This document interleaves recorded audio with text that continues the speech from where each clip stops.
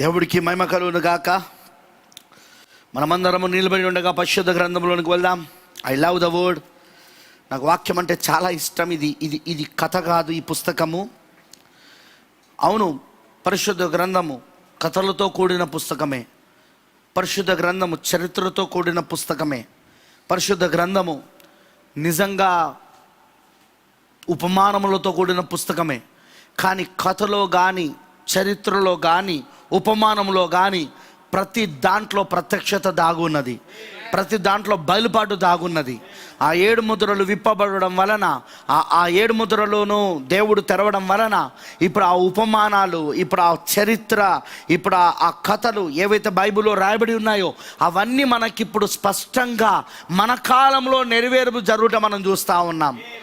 అవన్నీ ఇప్పుడు జరుగుతూ ఉన్నాయని చెప్పినట్టుగానే. అందుకే మనం నిజంగా చాలా ధన్యులమై ఉన్నాం. మనం thank you for opening the seals. ముద్రలు తెరిచినందుకు ప్రభువుకి వందనాలు. నేను ఈ కాలంలో జీవిస్తున్నందుకు ప్రభువుకి వందనాలు. నేను హానోకు లాంటి అనుభవాన్ని పొందుకోబోతున్నా. నడుచుకుంటూ దేవునితో నడుస్తూ హానోకు ఎలా కొనిపోబడ్డాడో అదే తరుణములో, అదే అనుభవంలో మనం ఇప్పుడున్నాము. దేవునితో నడవడం అంటే ఈ గడి యొక్క వాక్యముతో నడవడం. దేవుడు ఈ కాలం యొక్క వర్తమానముతో నడవడమే దేవునితో నడవడం అయి ఉన్నది. మరి దేవుడు ఈ వాక్యముని ఎలా ఇస్తాడు? తను వాక్యం తెరుచడం ద్వారా నీకు అది అర్థమవునట్టుగా ఇస్తాడు ఆయన. ఎందుకంటే తెరవబడిన వాక్యమే వెలుగై ఉన్నది. What is light? వెలుగంటే ఏంటి? ప్రవక్త అన్నాడు, నీకు వాక్యము తెరవబడమే వెలుగై ఉన్నది. ఆ కాలం యొక్క వెలుగై ఉన్నది. మరియు కీర్తనకారుడు అంటాడు, నీ వాక్యము నా పాదములకు దీపమును, నా త్రోవకు వెలుగై ఉన్నది అన్నాడు. ఇప్పుడు ఆ వెలుగులో మనం నడుస్తున్నాం. మనం అంటే దాని అర్థం ఏంటంటే నీకు వాక్యము తెరవబడింది. నీ గడియ వర్తమానం తెరవబడింది. నీకు వాక్యము తెరవబడినప్పుడు అది నీ మార్గమునకు వెలుగైనది. ఆ వెలుగులో నడవడమే దేవునితో కలిసి నడవడం అయి ఉన్నది. ఇప్పుడు హానోకు దేవునితో నడవడం అంటే ఇప్పుడు ఆయన వాక్య వెలుగులో నడిచాడు. ఆయనకు మనిషి కుమారుని పరిచర్య జరిగింది. ఆయనకు తెలుసు కదా, నోవా దినాలలో జరిగినట్టుగానే మనిషి కుమారుడు ప్రత్యక్షమవు దినములో జరుగునన్నాడు. నోవా దినములలో అక్కడ హానోకున్నాడు. మరణమును రుచి చూడకుండా, ఏ తెగులను, దేవుని ఉగ్రత పాత్రలను కుమ్మరించబడక మునిపే భూమిపై నుండి వెళ్ళిపోయిన వాడు. దేవుని చేత కొనుపోబడిన వాడు ఎలా వెళ్ళగలిగాడు? దేవునితో నడవడం ద్వారా. ఇప్పుడు కూడా మనిషి కుమారుని పరిచర్య మనకి ఇప్పుడు ప్రకటన 10లో జరుగుతూ ఉన్నది. ఇప్పుడు వధువు దేవునితో నడుస్తూ ఉన్నది. ఇప్పుడు వధువుకి వర్తమానికుడు ఎవరంటే నీతి సూర్యుడే. ఎందుకంటే నక్షత్రాలు ఒక కాలం అయిపోయి ఇప్పుడు నీతి సూర్యుడు ఆమెకు ఉదయించబడింది. ఇప్పుడు ఆమెకు అది సూర్యోదయం జరిగింది. ఇప్పుడు ఆమెకు వింటున్నారా నేను చెప్పింది? అది సూర్యోదయం జరిగింది ఇప్పుడు ఆమెకు. హల్లెలూయా. ప్రకటన 10లో అది సూర్యోదయం జరిగింది ఆమెకు. అందుకే ఇప్పుడు ఆ సూర్యుని రెక్కల క్రింద ఆమె క్షేమంగా ఉంది. మలాకి 4లో ఉంటుంది, ఆ సూర్యుని రెక్కల క్రింద మనం ఉన్నామని. నీతి సూర్యుని రెక్కల క్రింద మనం క్షేమముగా ఉన్నామని. మరి ఆ రెక్కలు మనకు ఆరోగ్యమును కలగజేస్తాయని. పక్షిరాజు రెక్కల కింద మనం ఉన్నాము. మన తల్లి పక్షిరాజు, మన తండ్రి పక్షిరాజు మన ప్రభువైన యేసుక్రీస్తు ఉన్నాడు. ఆయన రెక్కల క్రింద ఈరోజు ఈ పక్షిరాజు పిల్లలన్నీ ఉన్నాయి. ఆమేన్. We are so blessed people on this earth. ఈ భూమి పైన అందరికంటే ఎక్కువగా దీవించబడిన ప్రజలము మనమే. చూడండి, ప్రపంచంలో ఇప్పటికీ 3.5 లక్షల దాకా చనిపోయారు కరోనా వైరస్తో. అమెరికా దేశంలో అయితే 1 లక్ష పైన చనిపోయారు. ధనవంతులు వాళ్ళంతా. ప్రపంచంలోనే వాళ్ళకున్నంత నవీన టెక్నాలజీ, అంటే మోడర్న్ టెక్నాలజీ, నవీన టెక్నాలజీ ఇంకెవరికి లేదు. అమెరికాకు ఉన్నంత వాళ్ళు నవీన టెక్నాలజీ కలిగి ఉన్నారు. అలానే వైద్యపరంగా చూస్తే వాళ్ళు మనకంటే చాలా ముందున్నారు. వాళ్ళ దగ్గరున్న ఇన్స్ట్రుమెంట్స్ కానీ, వాళ్ళ దగ్గర ఉన్న ఆసుపత్రులు కానీ, వాళ్ళ దగ్గర ఉన్న డాక్టర్స్ కానీ వాళ్ళంతా నవీనమైన అంటే మోడ్రన్గా ఉన్న వాళ్ళంతా ఎంతో డెవలప్డ్ కంట్రీస్. అవి ఎంతో అభివృద్ధి చెందిన దేశాలు. అన్నిట్లలో వాళ్ళు అభివృద్ధి చెందున్నారు. వాళ్ళు టెక్నాలజీలో అభివృద్ధి చెందున్నారు, మెడిసిన్లో అభివృద్ధి చెందున్నారు. కానీ ఆ 1 లక్ష మంది పైన చనిపోయిన వాళ్ళు దీవించబడి ఉంటారంటావా? లేదు. అవన్నీ ఉన్న వాళ్ళని ఏది కూడా వాళ్ళని కాపాడలేకపోయింది. ఈరోజు దీవెన అంటే డబ్బును సమకూర్చుకోవడమో, లేకపోతే మనం బిల్డింగ్లు కలిగి ఉండడమో, ఆస్తులను కలిగి ఉండడమో, లేకపోతే మనకు కార్లు బండ్లు ఉండడమో కాదు. ఈరోజు దీవెన అంటే ఇదిగో ఈ ప్రత్యక్షత. ఇది ఇది ఇది దేవుడు తన ఎవరినైతే జగతు పునాది వేయడంపు ఎరిగున్నాడో వాళ్లకు మాత్రమే ఆయన తన మనసును కనపరుస్తాడు. ఆయన తన మనసును బయలుపరుస్తాడు. ఆయన తన మనసును, తన ఆలోచనను, తన తలంపులను వాళ్ళలోనికి రవాణా చేస్తాడు ఆయన. ఆ గొప్ప దీవెన ఈరోజు దేవుడు మనకిచ్చాడు. అందుకు నేను నమ్ముతున్నాను, నేను ఈ రోజున మనకు దేవుడు ఈ గొప్ప కృపనిచ్చినందుకు నేను నిజంగా ప్రభుని ఎంతో స్తుతిస్తూ ఉన్నాను. So let us turn to the Bible. పరిశుద్ధ గ్రంథంలోకి వెళ్దాం. ఎస్తేరు గ్రంథం 3వ అధ్యాయము వధువు 7 ముద్ర కింద ఉన్నదని వర్తమానంలో మనము సబ్ టైటిల్గా దాన్ని ప్రతి అంశంగా ఎస్తేరు గ్రంథంలో ఉన్న 7వ ముద్ర మర్మంను చూస్తున్నాం. రూతు గ్రంథంలో 7వ ముద్ర మర్మంను చూసాం. రూతు 7వ ముద్ర కింద ఉన్న మర్మం ఆమె, ఎస్తేరు 7వ ముద్ర కింద ఉన్న మర్మం ఆమె, రిబ్కా 7వ ముద్ర కింద ఉన్న మర్మం ఆమె, ఆసనాత్ 7వ ముద్ర కింద ఉన్న మర్మం ఆమె. హల్లెలూయా. వీళ్ళందరూ కూడా 7వ ముద్ర కింద ఉన్న మర్మములు వీళ్ళు. రాహాబు కూడా వింటున్నారని చెప్పింది. సో ఆల్ దీస్ థింగ్స్, ఆ స్త్రీలందరూ బైబిల్లో ఎందుకు వాళ్ళ చరిత్రలు బైబిల్లో రాయబడ్డాయంటే ఈ చివరి కాలంలో, ఈ చివరి దినాలలో వారు ఎవరికైతే సాదృశ్యంగా ఛాయగా నీడగా ఉన్నారో ఆ నిజ రూపముగా ఉన్న ఈ క్రీస్తు యొక్క వధువు కోసమే వాళ్ళ గురించి అక్కడ రాయబడి ఉన్నది. మరి ముద్రలు తెరబడడం వలన పరిశుద్ధ గ్రంథం అంతా తెరబడింది. అందుకే వాళ్ళ జీవిత చరిత్రలు తెరబడ్డాయి. వాళ్ళ జీవిత చరిత్ర తెరబడడం వలన నీ జీవిత చరిత్ర తెరబడింది. నువ్వెవరో నీకు అర్థమవుతున్నది, నువ్వు ఎక్కడి నుండి వచ్చావో నీకు అర్థమవుతున్నది, నువ్వెందుకు ఇప్పుడు ఇక్కడ ఉన్నావు, రాబోయే కాలంలో ఏం జరగబోతుందో, నీకేం జరుగుతుందో నీకు అర్థమవుతా ఉన్నది. ఆమేన్, హల్లెలూయా. భూత వర్తమాన భవిష్యత్తు కాలంలో ఉండు దేవుడు నీకు తనను తాను పూర్తిగా బయలుపరుచుకున్నాడు. ఆయన నువ్వెవరు నీకు అర్థమైంది. నువ్వు ఆయనను ఎరిగి ఉండలేదు కానీ ఆయన నేను ఎరిగి ఉన్నాడు. నువ్వు ఆయనను ప్రేమించలేదు కానీ ఆయన మొదలుగా నేను ప్రేమించాడు. అందుకే ఆయన తనను తాను నీకు బయలుపరచుకోవడం మొదలుపెట్టాడు ఆయన. మరి ఎస్తేరు గ్రంథంలో ఇప్పుడు మనం చూస్తున్నది అదే. And I love this the book. ఈ పుస్తకం నాకు చాలా ఇష్టం. ఎందుకంటే ఎస్తేరు గ్రంథంలో చాలా విషయాలు మనకు రాయబడి ఉన్నది. ఎస్తేరు ఒక బానిసలో పుట్టిన అమ్మాయి. బానిసలో పుట్టిన అమ్మాయి, అవునా కాదా? ఒక బానిసలో పుట్టిన స్త్రీమే. మనము కూడా ఒక బానిసలో పుట్టిన వాళ్ళమే. పాపం అనే బానిసలో, లోకం అనే బానిసలో, చెరలో బానిసలో పుట్టిన వాళ్ళం మనం. సంఘశాఖలో బానిసలో ఉండేవాళ్ళం మనం. ఆ బానిసత్వంలోనే ఉండేవాళ్ళం. మనుషులు కల్పించిన పద్ధతులు, సాంప్రదాయాలు, మానవ సాంప్రదాయాలు, వాక్య విరోధమైన అనేకమైన పద్ధతులు, వాటిలో మనం బానిసలై ఉండే. కానీ దేవుడు ఏం చేస్తాడు? ఎస్తేర్ని, బానిసలో పుట్టిన ఆమెను మొర్దెకాయి ద్వారా ఆమె జీవితాన్ని మార్చాడు. అక్కడ ప్రవక్త ద్వారా ఆమె జీవితాన్ని మార్చాడు. ప్రవక్త వర్తమానము ఆమెను ఒక రాణిగా అంగీకరించబడినట్లు. ఎందుకంటే మొర్దెకాయి అలానే హేగే వీళ్ళిద్దరు కూడా ఈ కాలంలో ఉన్న ప్రవక్త విలియం బ్రెన్నానికి సాదృశ్యమై ఉన్నారు. నేను ఆల్రెడీ చెప్పాను, ఈ పుస్తకంలో ఒక వ్యక్తే అనేకమైన పాత్రలు వేస్తూ ఉన్నాడు. అందులో ఇక్కడ మొర్దెకాయి కానీ లేకపోతే హేగే కానీ ఎవరు అంటే ప్రవక్త అయి ఉన్నాడు. ఆమె ఇప్పుడు రాజుకు అంగీకరించబడే రాణిగా ఆమెను మలిచింది ఎవరంటే మొర్దెకాయి, హేగే. మీకు అర్థమైందా? ఇప్పుడు ఈ ప్రవక్త, మన కాలంలో దేవుడు పంపించిన ప్రవక్త యొక్క వర్తమానం మనల్ని ఏం చేస్తూ ఉన్నదంటే, మన రాజులకు రాజు, ప్రభులకు ప్రభు అయి ఉన్న మన యేసుక్రీస్తుకు రాణిగా అంగీకరించబడే విధంగా, ఆయన మనసుకు నచ్చిన దానిగా మలచబడే విధముగా ఈ వర్తమానం మనల్ని మలిచింది ఈ రోజున. ఓ ఐ లవ్ ఇట్. నేను దాన్ని ప్రేమిస్తా ఉన్నాను ఈ రోజున. ఎందుకంటే ఈరోజు ఆ వర్తమానం మనల్ని ఆయన స్వరూపంలోనికి, ఆయన పోలికలోనికి మలుస్తా ఉన్నది ఇప్పుడు.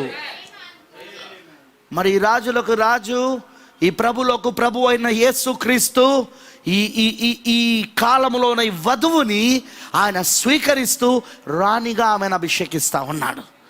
మరి ఆమెను రాణిగా అభిషేకించాక, వస్తి తృణీకరించబడ్డాకనే ఆమె రాణిగా ఎన్నుకోబడ్డది. మర్చిపోవద్దు. 1946 నుండి 1963 వరకు వస్తీ ఉన్నది, సంఘ శాఖలు, పెంతకోస్తు. కానీ వస్తీ ఏం చేసింది? ఆ రాజాజ్ఞను, ఆ 7 నపుంసకుల యొక్క స్వరముల ద్వారా వచ్చిన ఆ రాజాజ్ఞను ఆమె త్రోసివేసింది. ప్రకటన 10లో ఆ రాజాజ్ఞ, ఆ రాజు యొక్క సింహపు గర్జన, మ్యాన్, ఆ రాజు యొక్క సింహపు గర్జన వినబడినప్పుడు, ఆ 7 ఉరుముల యొక్క స్వరమును, ఆ 7 వర్తమానికుల యొక్క 7 స్వరములను వస్తీ ధృవీకరించడం వలనని ఇదిగో ఇప్పుడు ఎస్తేరు రంగంపైకి వచ్చింది. ఇప్పుడు వండర్ఫుల్. ఇందులో ఎంత అద్భుతమైన విషయాలు రాయబడి ఉన్నాయంటే మనం గమనిస్తే, తర్వాత ఆమె రాణి అయినాక కూడా ఏ విధంగా హామాను ఆమెను చంపవలనని, ఆమె ప్రజలను చంపవలనని ప్రణాళిక వేశాడో, ఆ స్క్వీజ్, ఆ ఒత్తిడి, ఆ ప్రెషర్, ఆ ఒత్తిడి ఏ విధంగా తీసుకొచ్చాడో, ఆ చట్టాలను ఎలా తీసుకొచ్చాడో, అవన్నీ ఎంత స్పష్టంగా మనకు రాయబడ్డాయో చూడండి. We love it. అందుకే చూడండి, ఒక్కొక్క పుస్తకము కొంత భాగాన్ని తెరుస్తుంది. ఫర్ ఎగ్జాంపుల్ చెప్తున్నా, రూత్ ఉన్నది. రూతులో మనకు హామాను కనపడాడు. రూతు యొక్క కథ దగ్గరకు వచ్చినప్పుడు రూతులో మనకు హామాను కనపడాడు. కానీ బోయాజుతో వివాహంతో రూతు యొక్క గ్రంథము ముగించబడతా ఉన్నది. మీకు అర్థమవుతుందా? డైరెక్ట్గా మనకేం కనబడుతుంది అంటే, రూతు యొక్క గ్రంథములో బోయాజుతో అన్యురాలైన ఈ మోయాబురాలైన ఈ రూతు వివాహం చేసుకున్న తర్వాత ఇప్పుడు అక్కడున్న నయోమి కూడా ఆమె స్వాస్థ్యం విడిపించబడి, విమోచించబడి, వీళ్ళ ముగ్గురు ఆ విడిపించబడిన, అంటే బోయాజు, రూతు, నయోమి, వీళ్ళ ముగ్గురు ఆ విడిపించబడిన స్వాస్థ్యములో నివసిస్తున్నారు వాళ్ళు అక్కడ. మరి బోయాజు ఎవరంటే యేసుక్రీస్తు అయి ఉన్నాడు. నయోమి ఎవరంటే ఈ చివరి కాల వర్తమానములో ఉన్న వధువై ఉన్నది. మరియు అక్కడ నయోమి ఎవరంటే ఆయా దేశాలలో నుండి, మరి 1946లో ఆయా దేశాలలో నుండి వాగ్దాన దేశంలోనికి తిరిగి తీసుకొని పోబడిన ఇజ్రాయెల్కి సాదృశ్యంగా ఉంది. ఆమెనంటారా? అలానే రూత్ ఎవరు అంటే మోయాబు దేశ రాష్ట్రాలైన రూత్ ఎవరు అంటే అన్యజనుల యొక్క వధువై ఉన్నది. వీళ్ళు ముగ్గురు కలిసి వేయన పరిపాలనలో, మీకు అర్థమవుతుందా? గుడారాల పండుగలో, ఆ పర్ణశాల పండుగలో, చివరి పండుగ 7వ పండుగ, ఆ పర్ణశాల పండుగలో ఈ ముగ్గురు కలిసి నివసిస్తూ ఉన్నారు. ఎక్కడ? విమోచించబడిన స్వాస్థ్యములో, వెయ్యల పరిపాలనలో. మొత్తం దేవుడు విమోచిస్తాడు ఈ భూమిని, మొత్తం దేవుడు నాశనం చేస్తాడు ఈ భూమిని. అవునా కాదా? మీకు అర్థమవుతుందా? దీన్ని శుద్ధీకరిస్తాడా? శుద్ధీకరించడా? వధువు ఎత్తబడిన తర్వాత ఆ నయోమి కూడా విమోచించబడ్డాక, హల్లెలూయా, ఆమె స్వాస్థ్యం కూడా విమోచించబడ్డాక ఏం జరగబోతున్నా? దేవుడు ఈ భూమిని శుద్ధీకరించబోతున్నాడు ఆయన. ఎందుకు?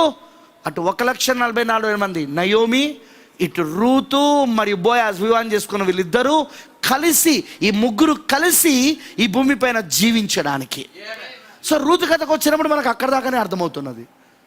అలానే మనము ఇసాకు రిబ్కా కథ చూస్తే మనకు వివాహం దాకా కనబడతా ఉంది అక్కడ. ఆ తర్వాత మనం చూస్తూ ఉన్నాం ఇంకొన్ని విషయాలు. ఇప్పుడు ఎస్తేర్ కథ దగ్గరకు వచ్చినప్పుడు వివాహం దగ్గర ఆగిపోలేదు. ఇది రాజుతో వివాహం దగ్గర ఆగిపోలేదు. రాజులకు రాజు, ప్రభులకు ప్రభు అయిన ఆ రాజుతో జరిగిన వివాహంతో ఆగిపోలేదు. దాని తర్వాత జరగబోయేది కూడా చెప్పబడింది. 1963లో వివాహం జరిగింది. తెలుసుగా, శిరస్సు దిగొచ్చినది. ఆమేన్, హల్లెలూయా. శిరస్సు దిగొచ్చినది. వింటున్నారని చెప్పింది. 1963లో శిరస్సు దిగొచ్చినది. భర్త దిగొచ్చాడు భార్య యొద్దకు. భర్త భార్యలు ఒకటయ్యారు. అదృశ్య కలయికలో ఉన్నారు ఇప్పుడు వీళ్ళు. ఆయన శిరస్సుగా ఉన్నాడు, ఆయన భర్తగా ఉన్నాడు ఇప్పుడు ఆమెకు. ఆమెనంటారా? కానీ అక్కడితో ఆగిపోలేదు. తర్వాత కూడా ఏం జరుగుతుందో ఇక్కడ ఎస్తేర్లో మనకు చూపించబడతా ఉన్నది. ఆ దుష్టమైన మారణ హోమ ప్రణాళిక వధువు పట్ల తీసుకురాబోయేది, క్రీస్తు భార్య పట్ల తీసుకురాబోయేది ఏంటిదో మనకి ఇక్కడ స్పష్టంగా అర్థమవుతా ఉన్నది. ఆమేన్, ఆమేన్, ఆమేన్. దేవుడికి మహిమ కలుగును గాక.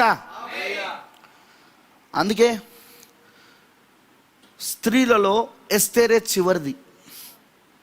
ఇక సాదృశ్యాలలో వధువుకి, కొత్త నిబంధనలో ఉన్న పెళ్లి కుమార్తెకు, ఈ చివరి కాలంలో వచ్చే ఆ యొక్క పెళ్లి కుమార్తెకు, రాణికి ఆమెనే చివరిది. ఈ రెండు రూతు పుస్తకం కానీ ఎస్తేర్ పుస్తకం కానీ వివాహముతో ముగించబడుతున్నాయి. వివాహముతో, రాజులకు రాజుతో, వివాహముతో. వింటున్నారా? మరి 2 పుస్తకంలో మనం ముఖ్యంగా ఎస్తేర్ గ్రంథంకి వస్తే ఆమె రాణిగా అభిషేకించబడింది. ఇప్పుడు కూడా మనం రాణిగా అభిషేకించబడుతున్నాం. రాజులకు రాజు, ప్రభులకు ప్రభువు ప్రక్కన మనం రాణిగా ఉన్నాం. ఇప్పుడు సగము రాజ్యము మట్టుకు నువ్వు పలికితే జరుగుతుందని పలకబడిన మాట పరిచయను పొందుకున్న రాణి స్థానంలో ఉన్నాం మనం ఇప్పుడు. ఏమనంటారా? So let us go. Esther గ్రంథం 3వ అధ్యాయము. ఆమేన్. 8వ వచనం చూడండి. ఎస్తేరు 3:8. అంతటా హామాను ఐశ్వర్యసుతో చెప్పినదేమనగా, మీ రాజ్య సంస్థానములన్నిటి యందు జనములలో ఒక జాతి వారు చెదిరి ఉన్నారు.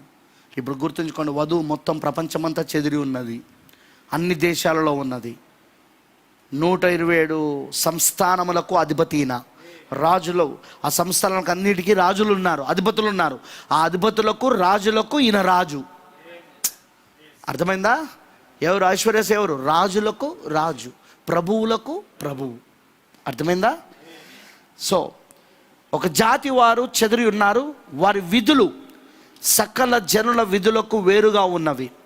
వారు రాజు యొక్క ఆజ్ఞలను గైకొని వారు కారు, కాబట్టి వారిని ఉండనిచ్చుట రాజునకు ప్రయోజనకరం కాదు. రాజునకు సమ్మతి అయితే వారు హతము చేయబడినట్లును, నేను ఆ పని చేయవారికి 20,000 మనుగల వెండిని రాజు ఒక ఖజానాలో ఉంచుటకు తూచి అప్పగించినట్లును చట్టము పుట్టించమనగా, రాజు తన చేతి ఉంగరము తీసి దానిని హమ్మేదాత కుమారుడైన అగాయుడగు హామానుకిచ్చి, ఆ వెండి నీకు ఇయ్యబడి ఉన్నది, నీ దృష్టికి ఏది అనుకూలమో అది ఆ జనులకు చేయనట్లుగా వారును నీకు అప్పగింపబడి ఉన్నారని రాజు సెలవిచ్చెను. కానీ గుర్తుంచుకోనండి, దేవుని యొక్క అనుమతించబడిన చిత్తం ఇది.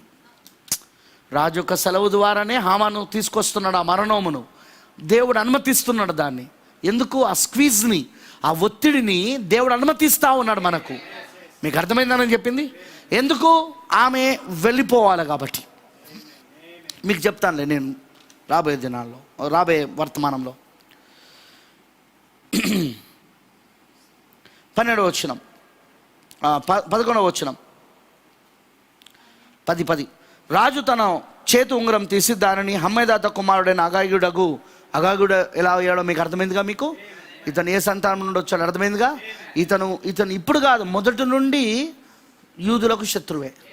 ఎందుకు అంటే ఇతని యొక్క వంశావళిని చూస్తే ఇతని తండ్రి రాజు ఆగాగు, అతను అమాలీకుడై ఉన్నాడు. అమాలీకులను గురించి చూస్తే బైబిల్లో వాళ్ళు మొదటి నుండి ఇజ్రాయేలుకు శత్రువులై ఉన్నారు. అయితే ఇతను రాకపోదును రంగంపైకి హామాను ఎప్పుడు?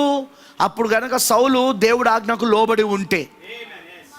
కానీ సౌలు దేవుడి ఆజ్ఞకు లోబడలేదు. అక్కడ ఆగాగును అతని సంతానమును అతని కుటుంబాన్ని విడిచిపెట్టాడు. సమూయేలు ప్రవక్త ఆగాగును రాజును చంపాడు, కానీ వాళ్ళ సంతానం చంపలేదు. ఈ సంతానంలో నుండి వచ్చిన వాళ్ళు ఎవరైతే ఉన్నారో వాడే ఈ హామాను. ఆమేన్. ఆగాయుడగు హామానుకిచ్చి, ఆ వెండి నీకు ఇయ్యబడి ఉన్నది, నీ దృష్టికి ఏది అనుకూలమో అది ఆ జనులకు చేయనట్లుగా వారును నీకు అప్పగింపబడి ఉన్నారని రాజు సెలవిచ్చెను. ఈ హామాను యూదులకు శత్రువు. మొదటి నెల 13వ దినమందు రాజు యొక్క వ్రాత గ్రంథమును పిలువబడిరి. హామాను ఆజ్ఞాపించిన ప్రకారము అంతయు ఆయా సంస్థానముల మీద ఉంచబడిన రాజు యొక్క అధిపతులకును అధికారులకును, ఆయా సంస్థానములలోని జనముల మీద ఉంచబడిన అధిపతులకును అధికారులకును వారి వారి లిపిని బట్టి, ఆయా జనముల భాషను బట్టి రాజైన ఐశ్వర్యసు పేరట ఆ వ్రాత గ్రంథ చేత తాకీదులు రాయింపబడి రాజు ఉంగరము చేత ముద్రింపబడెను. అదారు అను 12వ నెల 13వ దినమందు యవనులనేమి, వృద్ధులనేమి, శిష్యులనేమి, స్త్రీలనేమి, యూదులందరినీ ఒక్క దినమందే బొత్తిగా నిర్మూలము చేసి వారి సొమ్ము కొల్లబుచ్చుకొమ్మని తాకీదులు అంచెవారి చేత రాజ్య సంస్థానములన్నిటిలో పంపబడెను. ప్రభు ఈ మాటలను దీవించును గాక. Let us pray. ప్రార్థన చేసుకుందాం. మహోన్నతుడా, సర్వోన్నతుడా, సర్వశక్తిమంతుడా, నీకు స్తోత్రములు తండ్రి. ప్రభువా, మా కాలంలోనూ మా కొరకు ముద్రలను తెరిచినందుకు స్తోత్రములు. Thank you for opening of your seals. ఆ ముద్రలు తెరిచావు, వందనాలు ప్రభువా. ఎందుకంటే నీ మనసు ఏమిటో ఇప్పుడు మాకు అర్థమవుతున్నది. నీ ప్రణాళిక, నీ మనసులో ఇన్ని రోజులు దాచబడిన సత్యములు, ఆ ప్రణాళిక, ఆ రహస్యాలు ఇప్పుడు నువ్వు మాకు తెరిచి, మా అవగాహన తెరిచి వాటిని అర్థం చేసుకునేటట్లుగా, మా పాత్ర ఏంటో మేము చూసేటట్లుగా, మేము ఇప్పుడు ఏ స్థానంలో ఉన్నాం, ఎక్కడి నుండి వచ్చాం, అసలు ఎందుకు ఇప్పుడు ఇక్కడ ఈ స్థానంలో ఉన్నాం, మరియు ప్రభువా ఇక ముందు మాకేం జరుగుతుంది, అవన్నీ మాకు అర్థమవునట్లుగా చేస్తున్నందుకు వందనాలు దేవా. ప్రభువా, నువ్వు మా కొరకు పంపించిన ప్రవక్తను బట్టి నీకు స్తోత్రాలు. ఆ ప్రవక్త యొక్క వర్తమానం బట్టి వందనాలు. మా కాలంలో నువ్వు పంపించిన ఏలియాను బట్టి నీకు స్తోత్రాలు. మోషేను బట్టి వందనాలు దేవా. మరి ఆ 2 అభిషేకములు ప్రభు, ఆ 2 పరిచర్యలు ఇదిగో మా ప్రవక్త విలియం బ్రన్నాంలో జరిగినాయి. మరి ఆ పరిచర్య యొక్క చివరిలో నీవు తలరాయిగా దిగొచ్చినందుకు వందనాలు దేవా. కృప కృప కృప కృప అని కేకలు వేస్తూ ఆ తలరాయిగా నువ్వు దిగొచ్చినందుకు వందనాలు దేవా. ఇది కృపా వర్తమానమైంది ప్రభువా. ఇదే ఆ తలరాయే కృపా వర్తమానము, ఆ తలరాయే కృపా వర్తమానము. వందనాలు ప్రభువా. ఈ కృపా వర్తమానం మాకు ఇచ్చినందుకు స్తోత్రం. మేము దాన్ని గ్రహించే భాగ్యము దయచేయి. నువ్వు ఇంకా మమ్మల్ని బలపరచు, వాటిని చూడగలిగిన మనస్సు నువ్వు దేవా. ఎందుకంటే ఇది నువ్వు తెరవాలి, ఎవరికైనా సరే ఇది నువ్వు తెరవాలి ప్రభువా. ఈ ముద్రలు నువ్వు తెరవాలి ప్రభువా. ఆ అవగాహన నువ్వు ఇవ్వాలా ప్రభువా. వాళ్ళకు ఆ మనస్సు, ఆ వాక్యమును నువ్వు తెరిచి, ఆ మనస్సులో ఉన్న రహస్యాలు వాళ్ళలో నువ్వు కుమ్మరించాల తండ్రి. అందుకే అవి గ్రహించున్నట్లుగా నువ్వు చేయమని, నీ వధువుగా, నీ పెళ్లి కుమార్తెగా నువ్వు ఎవరినైతే ఏర్పరచుకున్నావో వాళ్ళకి తప్పకుండా నువ్వు అది దయచేయమని నీకు సమర్పిస్తూ యేసుక్రీస్తు నామములో ప్రార్థిస్తున్నాము. ఆమేన్. దయచేసి కూర్చోండి. Please be sit down. Just before going to the message, వర్తమానంలోనికి వెళ్ళే ముందు నేను ఒక కొటేషన్ చదవాలని ఆశిస్తున్నాను. అండ్ ఐ బిలీవ్ ఇట్, నేను నమ్ముతా ఉన్నాను పరిశుద్ధ ఆత్మ మనకు దీన్ని బయలుపరుస్తాడని ప్రవక్త వర్తమానంలో నుండి.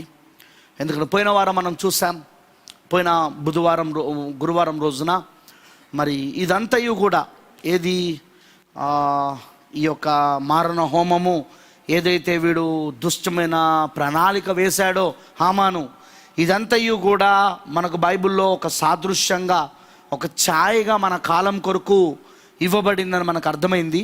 అందుకోసమే మనం జాగ్రత్తగా దీనిని గమనించాలని నేను ప్రభునామం పేరట మీ అందరిని నేను కోరుతా ఉన్నాను. అండ్ ఐ బిలీవ్ దట్, నేను నమ్ముతా ఉన్నాను పరిశుద్ధాత్మ మీకు ఈ విషయాలను మీకు అర్థమవునట్లుగా చేస్తాడని నేను నమ్ముతా ఉన్నా. నేను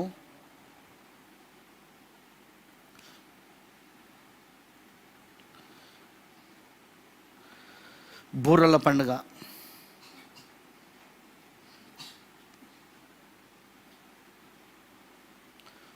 వర్తమానం పేరేంటిదంటే బూరల పండుగ. Where is that?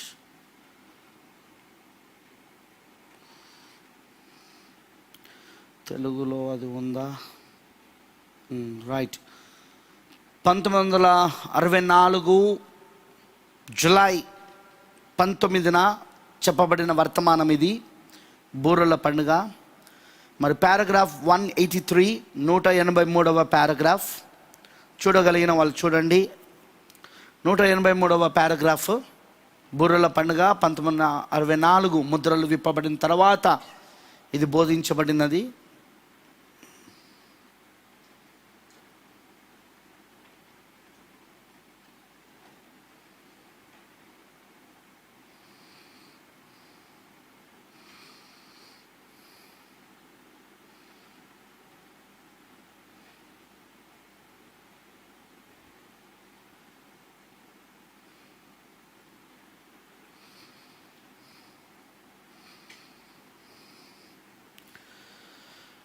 Okay, 182వ paragraph నుండి చదువుదాం.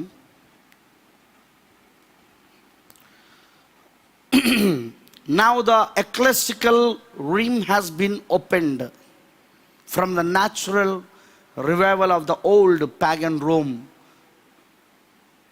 ఇప్పుడు మత సంబంధమైన ఆధిక్యత ప్రాచీన అన్య రోము దేశము నుండి పునర్జీవింపబడి అది యూదుల యొద్దకు వెళ్ళినది.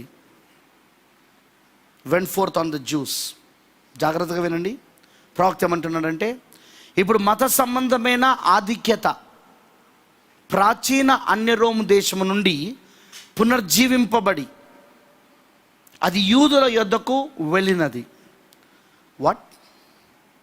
అన్యరోము యూదుల మీదకి వెళ్ళిందా? Which has always been there enemy. అది యూదులకు ఎప్పుడూ శత్రువే. ఆయన మాట్లాడుతుంది బబులోను గురించి కాదు, ఇక్కడ శత్రుత్వం గురించి. ప్రవక్త బ్రహ్నం గారు మరి ఎవరి గురించి మాట్లాడుతున్నాడు ఆయన? అన్యరోము గురించి మాట్లాడుతున్నాడు ఆయన. మీకు అర్థమవుతుందా? అన్యరోము దేశము, ఆ మత సంబంధమైన ప్రపంచము తెరవబడి ఆ అన్యరోము దేశము మళ్ళీ పునర్జీవింపబడి అది యూదులకు వెళ్ళినది. అది యూదులకు ఎప్పుడు శత్రువే అంటున్నాడు ప్రవక్త.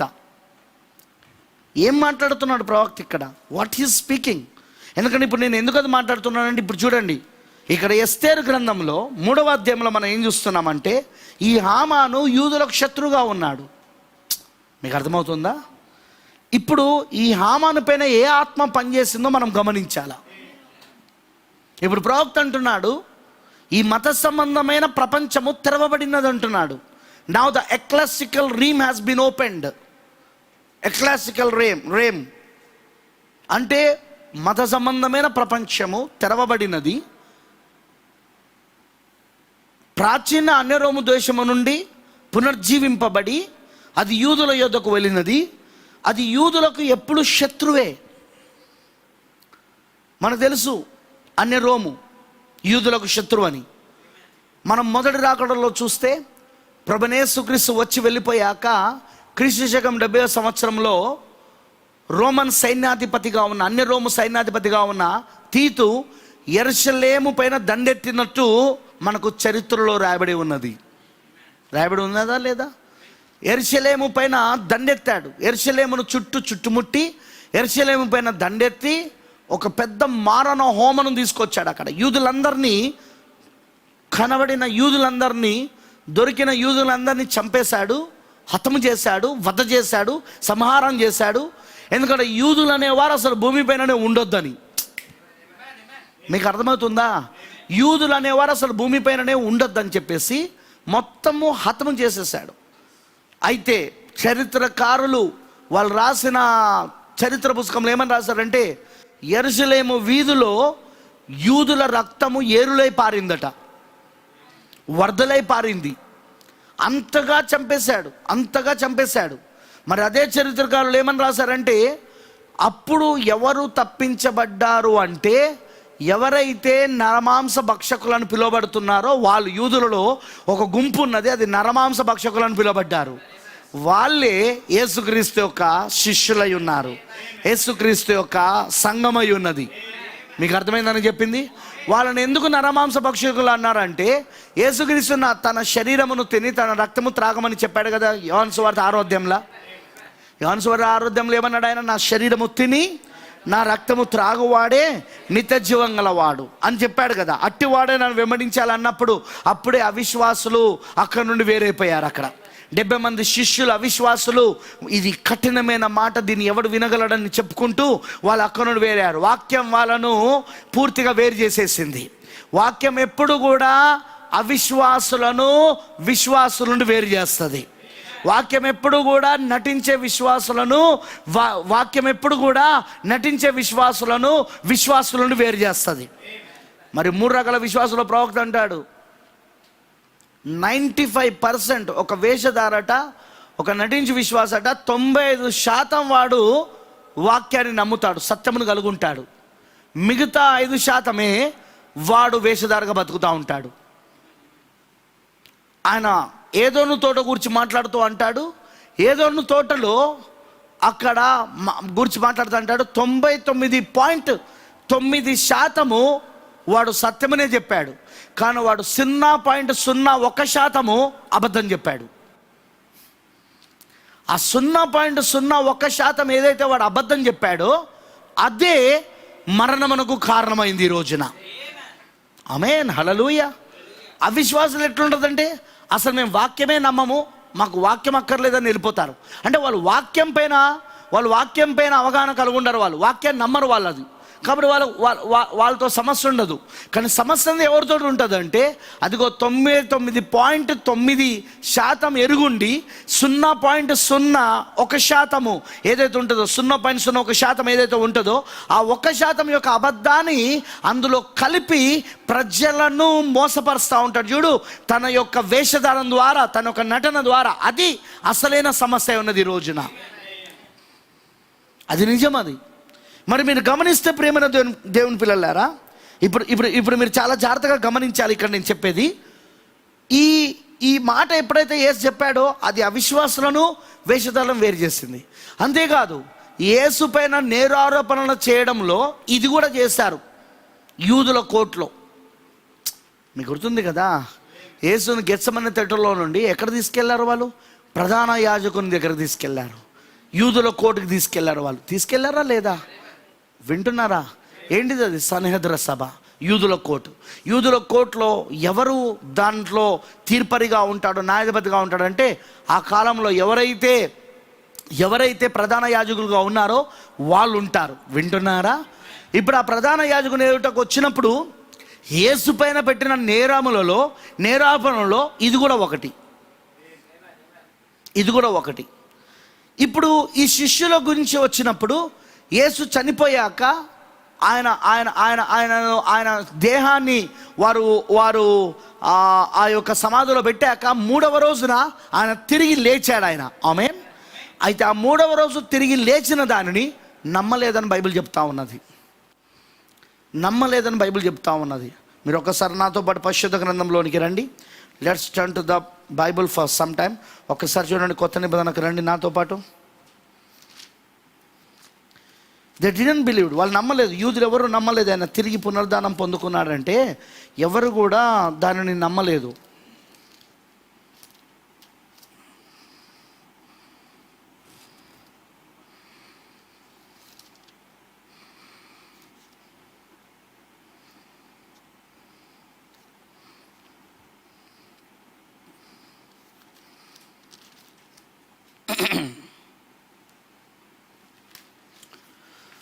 ఐ థింక్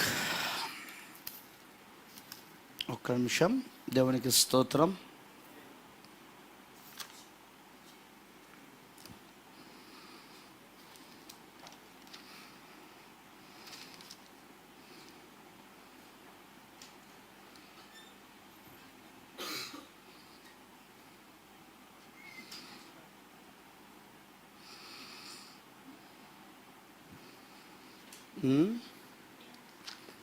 జస్ట్ మత్తయి సువార్త చూద్దాం. ఫస్ట్ మత్తయి సువార్తలో మత్తయి సువార్త 27వ అధ్యాయం చూడండి ఒకసారి.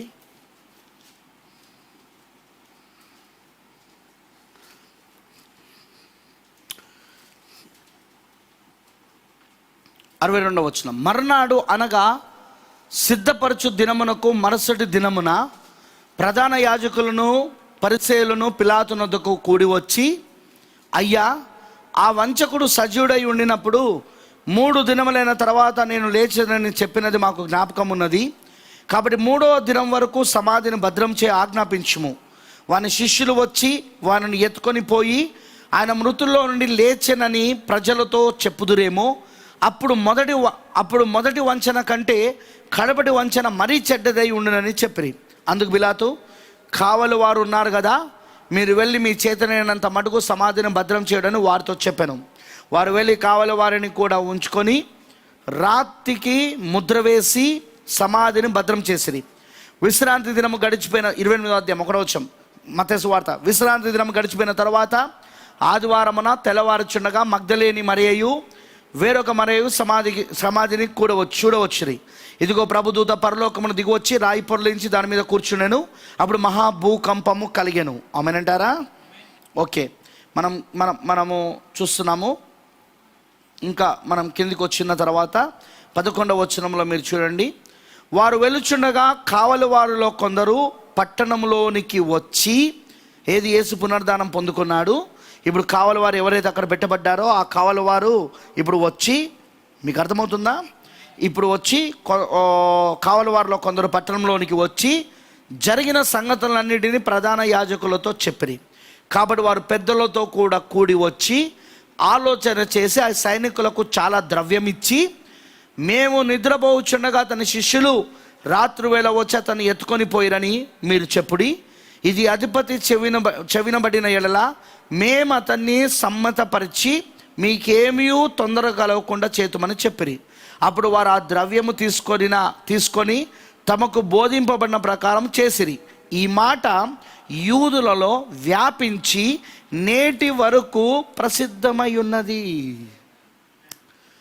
యేసు 3వ రోజు తిరిగి పునరుద్ధానం పొందుకున్నాడన్న విషయాన్ని వాళ్ళు ఏ విధంగా మార్చారంటే, అప్పుడున్న ప్రధాన యాజకులు, మత పెద్దలంతా వాళ్ళు ఏ విధంగా దాన్ని మార్చారంటే మీరు గమనించండి. బైబిల్ అంటుంది, ఆ కావలి వారు ఎవరైతే ఉన్నారో వారు చూశారు యేసు పునరుద్ధానం పొందుకొనుట, ఆయన శిష్యులను వాళ్ళంతా చూశారు. అదంతా వెళ్ళి ప్రధాన యాజకులకు చెప్పినప్పుడు వాళ్ళు ఏం చేశారంటే ఆ పెద్దలతో కూడి వారు మరలా ఒక ఉపాయం చేసుకున్నారు. ఏంటిదంటే, మేము నిద్రపోవచ్చుండగా ఆయన శిష్యులు రాత్రి వేళ వచ్చి ఆయనను ఎత్తుకొని పోయారని చెప్పాడని. మరి అంతేకాదు, వాళ్ళు ఏమని ప్రచారం చేశారంటే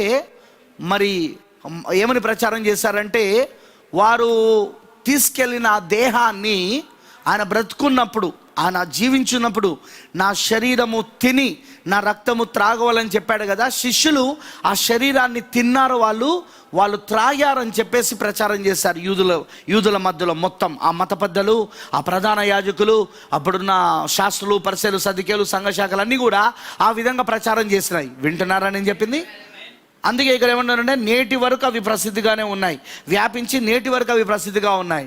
అందుకే యేసు శిష్యులను కానీ లేకపోతే నజరుడైన యేసుక్రీస్తును నమ్మిన గుంపును కానీ వాళ్ళు ఏమని పిలిచేవాళ్ళంటే, వాళ్ళు ఏమని అనేవారంటే, ఇదిగో వీళ్ళు నరమాంస భక్షకులు. ఎందుకంటే వీళ్ళు యేసు ఒక దేహాన్ని తీసుకెళ్ళి తిన్నవారు, వీళ్ళు యేసు దేహాన్ని వీళ్ళు తిన్నారని చెప్పేసి. ఇప్పుడు చరిత్రకారులు ఏమని రాశారంటే, ఎవరు ఆ తీతి యొక్క కత్తివాత నుండి తప్పించబడ్డారంటే, ఆ తీతి యొక్క నిర్బంధము నుండి ఎవరు తప్పించబడ్డారంటే, ఎవరైతే ఆ కాలంలో నరమాంస భక్షకులను పిలువబడుతున్నారో దాన్ని ఇంగ్లీష్లో క్యానిబల్స్ అంటారు. ఆ క్యానిబల్స్, ఆ నరమాంస భక్షకులు అనే వాళ్ళు మాత్రమే తప్పించబడ్డారు. ఎందుకంటే యేసు ఇదివరకే వాళ్ళకు చెప్పి ఉన్నాడు. మత్తయి సువార్త 24వ అధ్యాయంలో శిష్యులకు ఆ ముద్రలు తెరుస్తున్నప్పుడు ఏమని చెప్పాడు?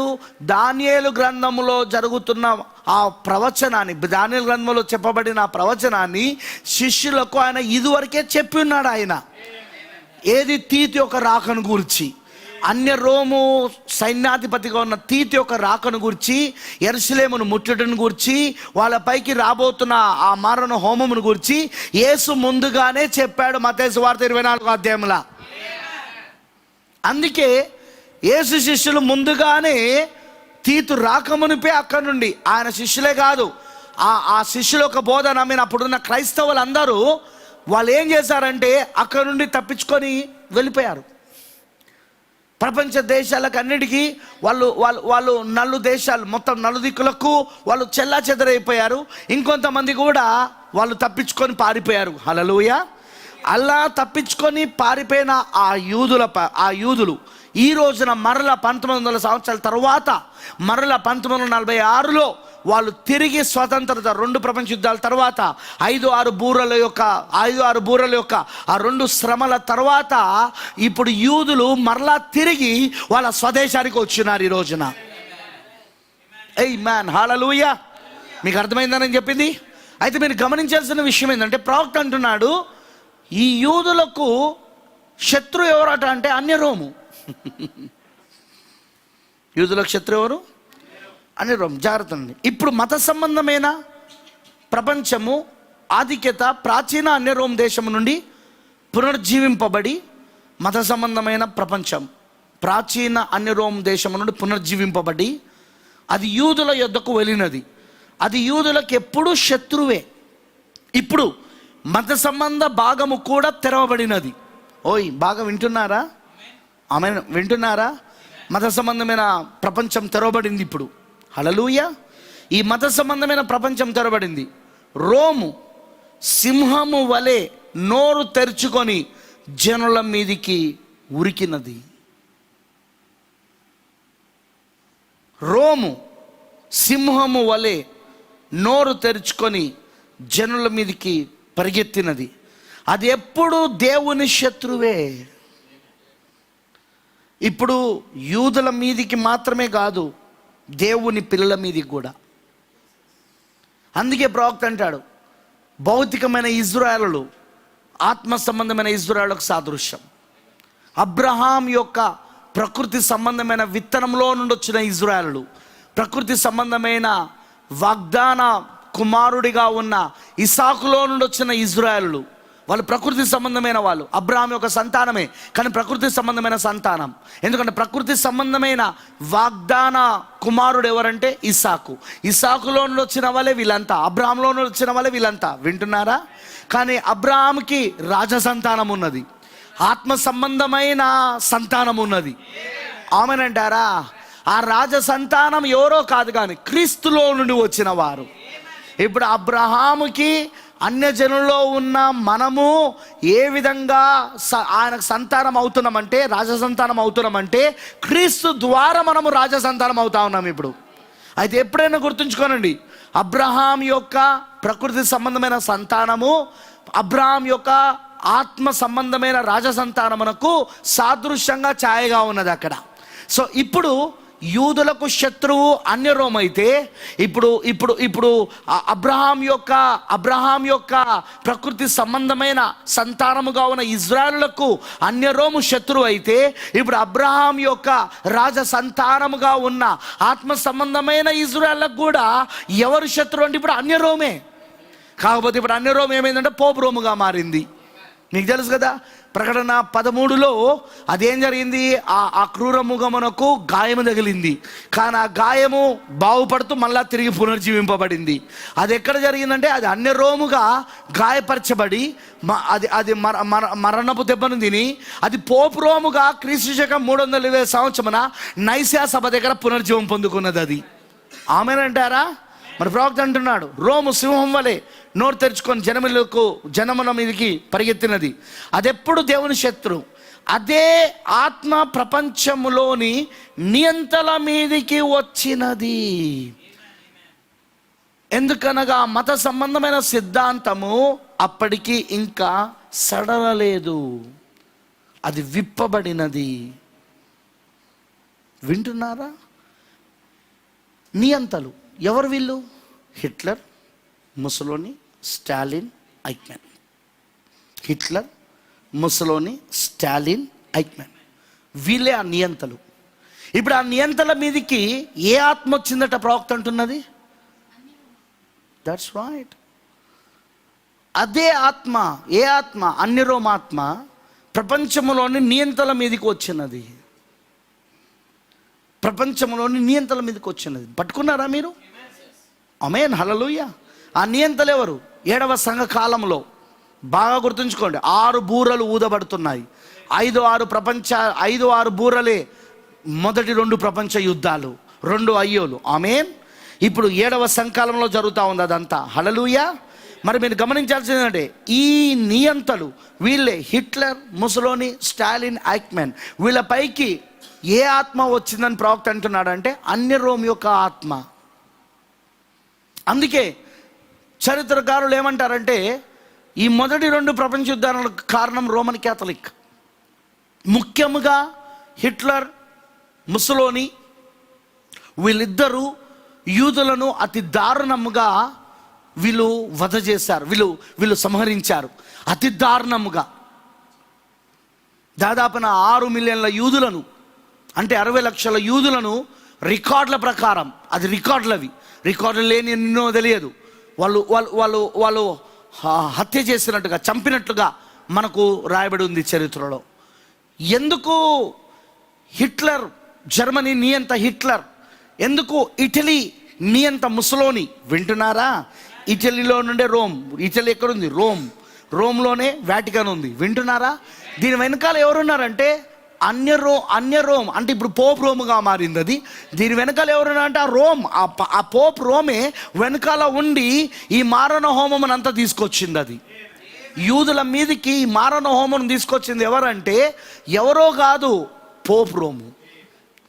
ఆ రోమ్ యొక్క ఆత్మ ఎవరిపైన పనిచేసిందంటే ఆ నియంతల పైన, అప్పుడున్న నియంతల పైన, ఆ మారణ హోమను తీసుకొచ్చిన, ఆ యొక్క యూదుల యొక్క హోలకాస్ట్ను తీసుకొచ్చిన, యూదుల యొక్క హోలకాస్ట్ను తీసుకొచ్చిన, ఆ హోలకాస్ట్కు కారకులైన ఈ యొక్క హిట్లర్, ముసలోని, స్టాలిన్ మరియు ఐక్మెన్ లాంటి ఆ నియంతల పైన పనిచేసిన ఆత్మ ఏంటిది అంటే అది రోమ్ ఆత్మ అని ప్రవక్త చెప్తా ఉన్నాడు. బ్రదర్, ఇవన్నిటికీ ఆమానికి సంబంధం ఏంది? వస్తాను, మీకు అర్థమవుతుంది. ఎస్తేరు పైన ఎందుకు పగబెట్టుకున్నాడు, ఎస్తేరు ప్రజలపైన ఎందుకు పగబెట్టుకున్నాడు, ఇప్పుడు కూడా మన పైన ఎందుకు వీళ్ళు పగబెట్టుకుంటారో. ఎందుకంటే ఎస్తేరు ఎవరో కాదు, మనమై ఉన్నాము. ఎస్తేరు ప్రజలు మనమై ఉన్నాము ఈ రోజున, సాదృశ్యంలో, ఛాయలో. ఆమెనంటారా? ఇప్పుడు వాళ్ళు ఛాయ అయితే మనం నిజ రూపం. అది ఇప్పుడు ఖచ్చితంగా ఆత్మ ఇప్పుడు మనల్ని ఎందుకు ద్వేషిస్తుందో మీకు అర్థమవుతుంది ఇప్పుడు. ఆమేన్, హల్లెలూయా. చూడండి, అప్పుడు ఆ మొదటి 2 ప్రపంచ యుద్ధాల కాలంలో రికార్డుల ప్రకారముగా 60 లక్షల మంది యూదులు చంపబడ్డారు. రికార్డుల ప్రకారముగా, రికార్డులు లేనివెన్నో తెలియదు. హిట్లర్ ఎందుకు అంతగా యూదులను ద్వేషించాడు? ప్రపంచంలో ఎన్నో జాతులు ఉన్నాయి, ఎన్నో జాతుల ప్రజలు ఉన్నారు. హిందువులు ఉన్నారు, సిక్కులు ఉన్నారు, ముస్లింలు ఉన్నారు, జైన్లు ఉన్నారు, ఎన్నో రకాల జాతులు ఉన్నాయి. ఆ జాతులన్నీ విడిచిపెట్టి కేవలము, బాగా వినండి, కేవలము హిట్లర్ ఎందుకు, ఈ నియంతలు ఎందుకు, హిట్లర్, ముసలిం వీళ్ళంతా ఎందుకు యూదులనే లక్ష్యంగా చేసుకొని యూదులను అంత ద్వేషించి యూదులను అంతగా చంపారు? వాళ్ళు ఎంత భయంకరంగా చంపారో నేను ఇదివరకు మెసేజ్లో మీకు ఫొటోస్తో, వీడియోస్తో సహా చూపించిన. నేను గ్యాస్ ఛాంబర్లో వేసి, ఆ గ్యాస్ ఛాంబర్లో వాళ్ళు ఆ విషవాయువుల ద్వారా చంపబడ్డారు, బుల్లెట్ల ద్వారా చంపబడ్డారు. ఆడవాళ్ళు, మగవాళ్ళు మొత్తం నూలు పోగు లేకుండా, ఒంటిపైన నూలు పోగు లేకుండా వాళ్ళను కాల్చి చంపేశారు. వాళ్ళను బలత్కరించారు, వాళ్ళను భయంకరంగా చేశారు, ఆడపిల్లలను, అమ్మాయిలను.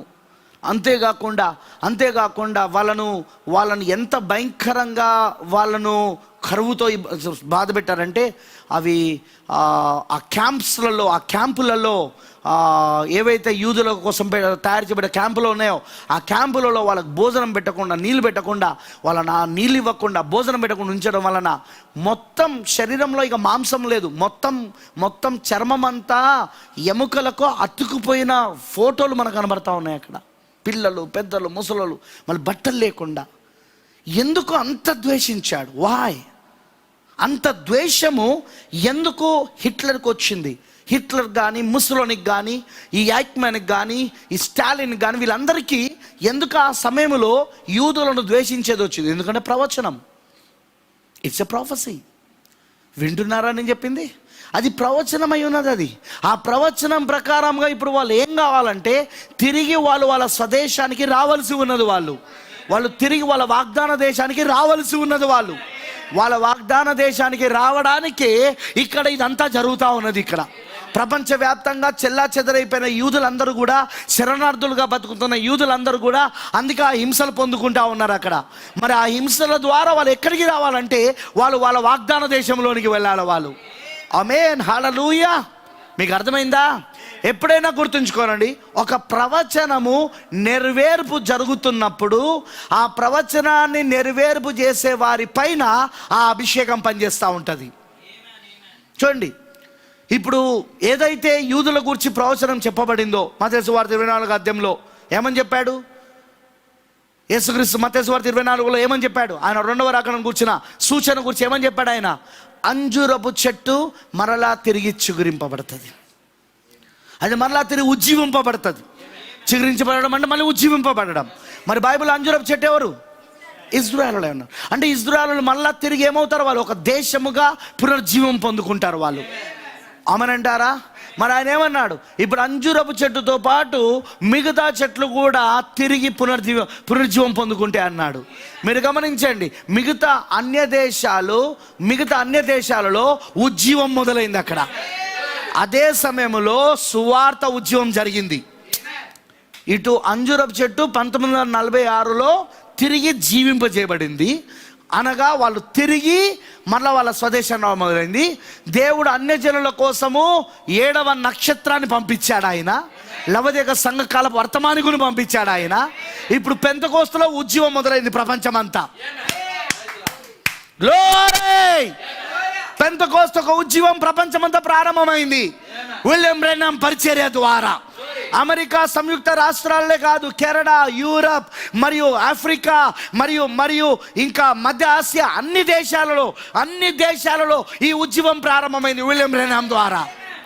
యేసు చెప్పినట్లుగానే ఇప్పుడు అంజూరపు చెట్టు మాత్రమే కాదు చిగురింపబడింది, ఇప్పుడు మిగతా అన్య చెట్లు కూడా, వేరే చెట్లు కూడా, అన్య జనాంగం చెట్లు కూడా, అవి కూడా తిరిగి ఉద్యమం పడ్డాయి. ఏంటిది ఆ ఉద్యమం అంటే, అదిగో అవి మరలా తిరిగి ఆ పెంతెకోస్తు ఉద్యమంతో మొదలైనవి. అవి ప్రపంచమంతా ఒక్కసారే పెంతెకోస్తు ఉద్యమము మొత్తము ప్రపంచమంతా రావడం ప్రారంభమైంది, ప్రపంచమంతా ఊడవడం ప్రారంభమైంది. ఆ పెంతెకోస్తు ఉద్యమం ప్రపంచ దేశాలన్నిటినీ ఊడవడం ప్రారంభించింది 1946లో. వింటున్నారా అని చెప్పింది. ఆమేన్, హల్లెలూయా. అయితే ఎప్పుడైనా గుర్తుంచుకోనండి, ఒక ప్రవచనమును దేవుడు ఇచ్చినప్పుడు ఆ ప్రవచనాన్ని నెరవేర్పు చేయాలంటే ఖచ్చితంగా దానికి సంబంధించిన పాత్రలు ఆ కాలంలో ఉంటారు. ఇదే మత్తయి సువార్తలో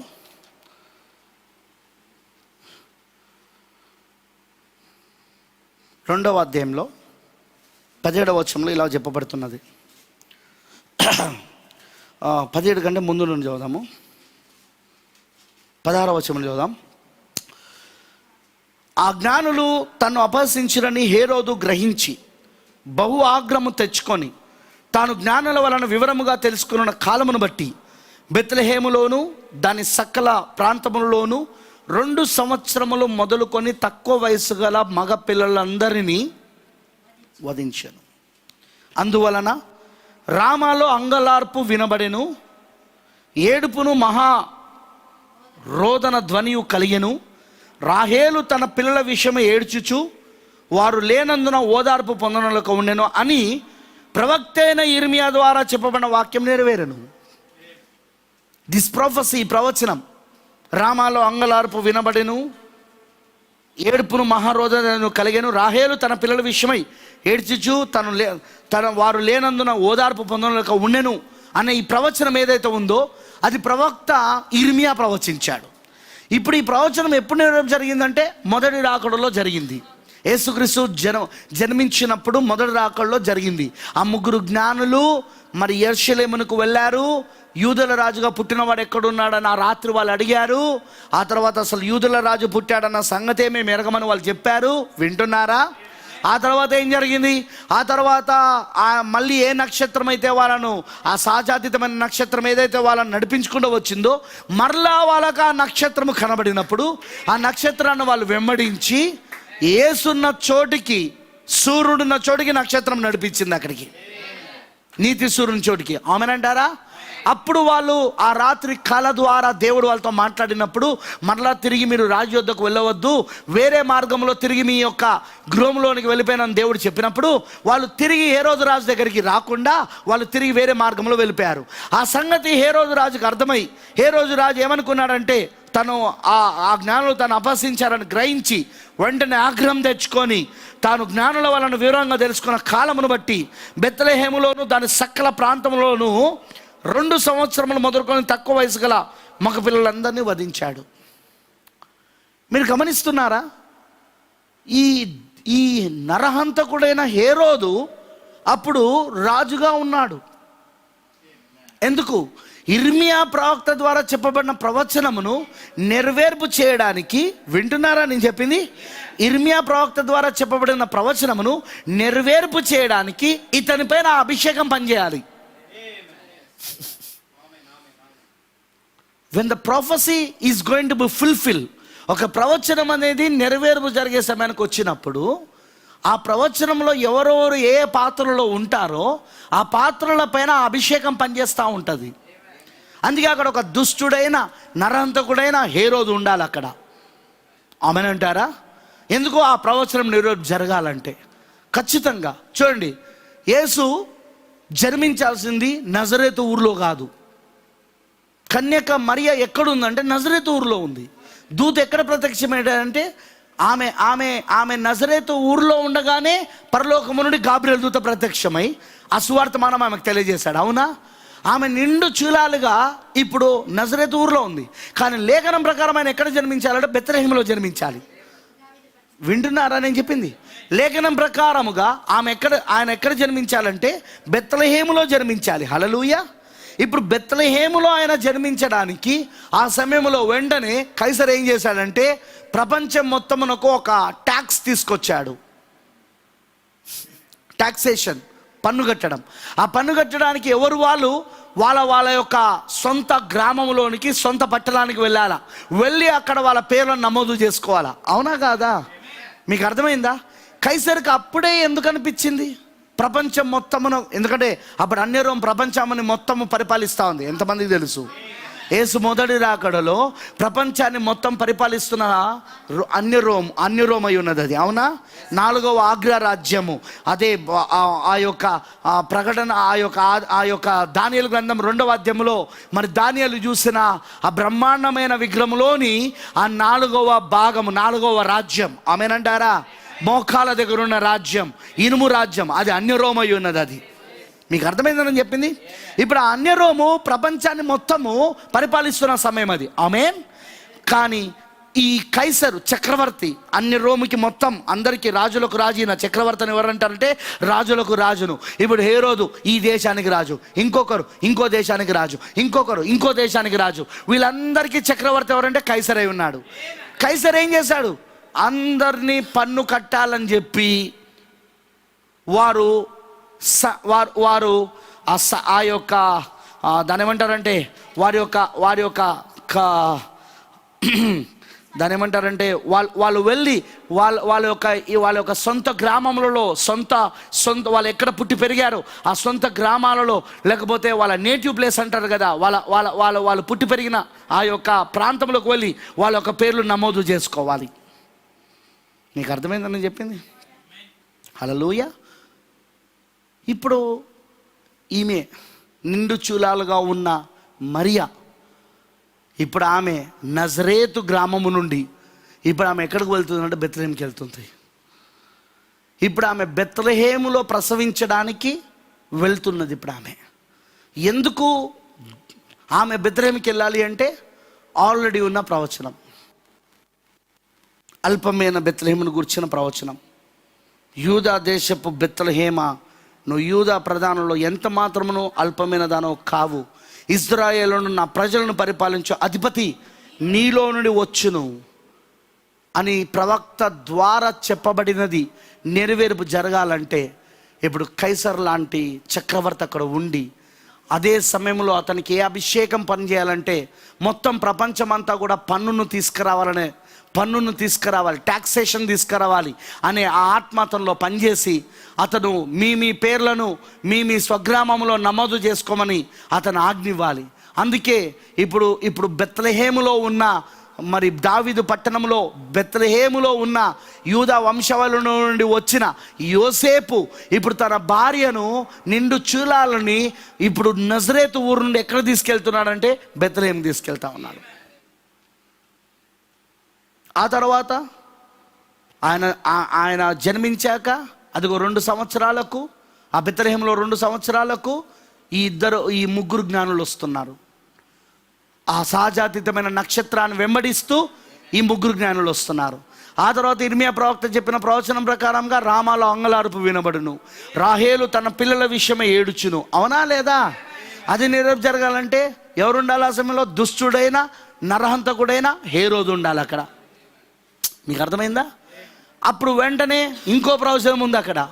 అదేంటిదంటే ఐగుప్తులో నుండి నా కుమారుని పిలిచి తిని అనే ప్రవచనం నెరవేర్పు జరగడానికి ఆ రాత్రి ఆ జ్ఞానులు వెళ్ళిపోయాక యోసేపుకు దేవుడు రాత్రులు కలలో దేవుడు దూత యోసేపుకు ప్రత్యక్షమై ఈ కుమారుణ్ణి ఈ తల్లిని వీరిద్దరిని నీవు ఐగుప్తులోనికి తీసుకెళ్ళు, ఎందుకంటే ఈ కుమారుని యొక్క ప్రాణమును తీర్చడానికి హేరోదు ప్రయత్నిస్తున్నాడు, రాజు ప్రయత్నిస్తున్నాడు, కాబట్టి వెళ్ళు వెంటనే అని చెప్పినప్పుడు ఈయన వారిని వెంటనే ఐగుప్తుకు తీసుకుపోయి ఐగుప్తులో ఉన్నాడు.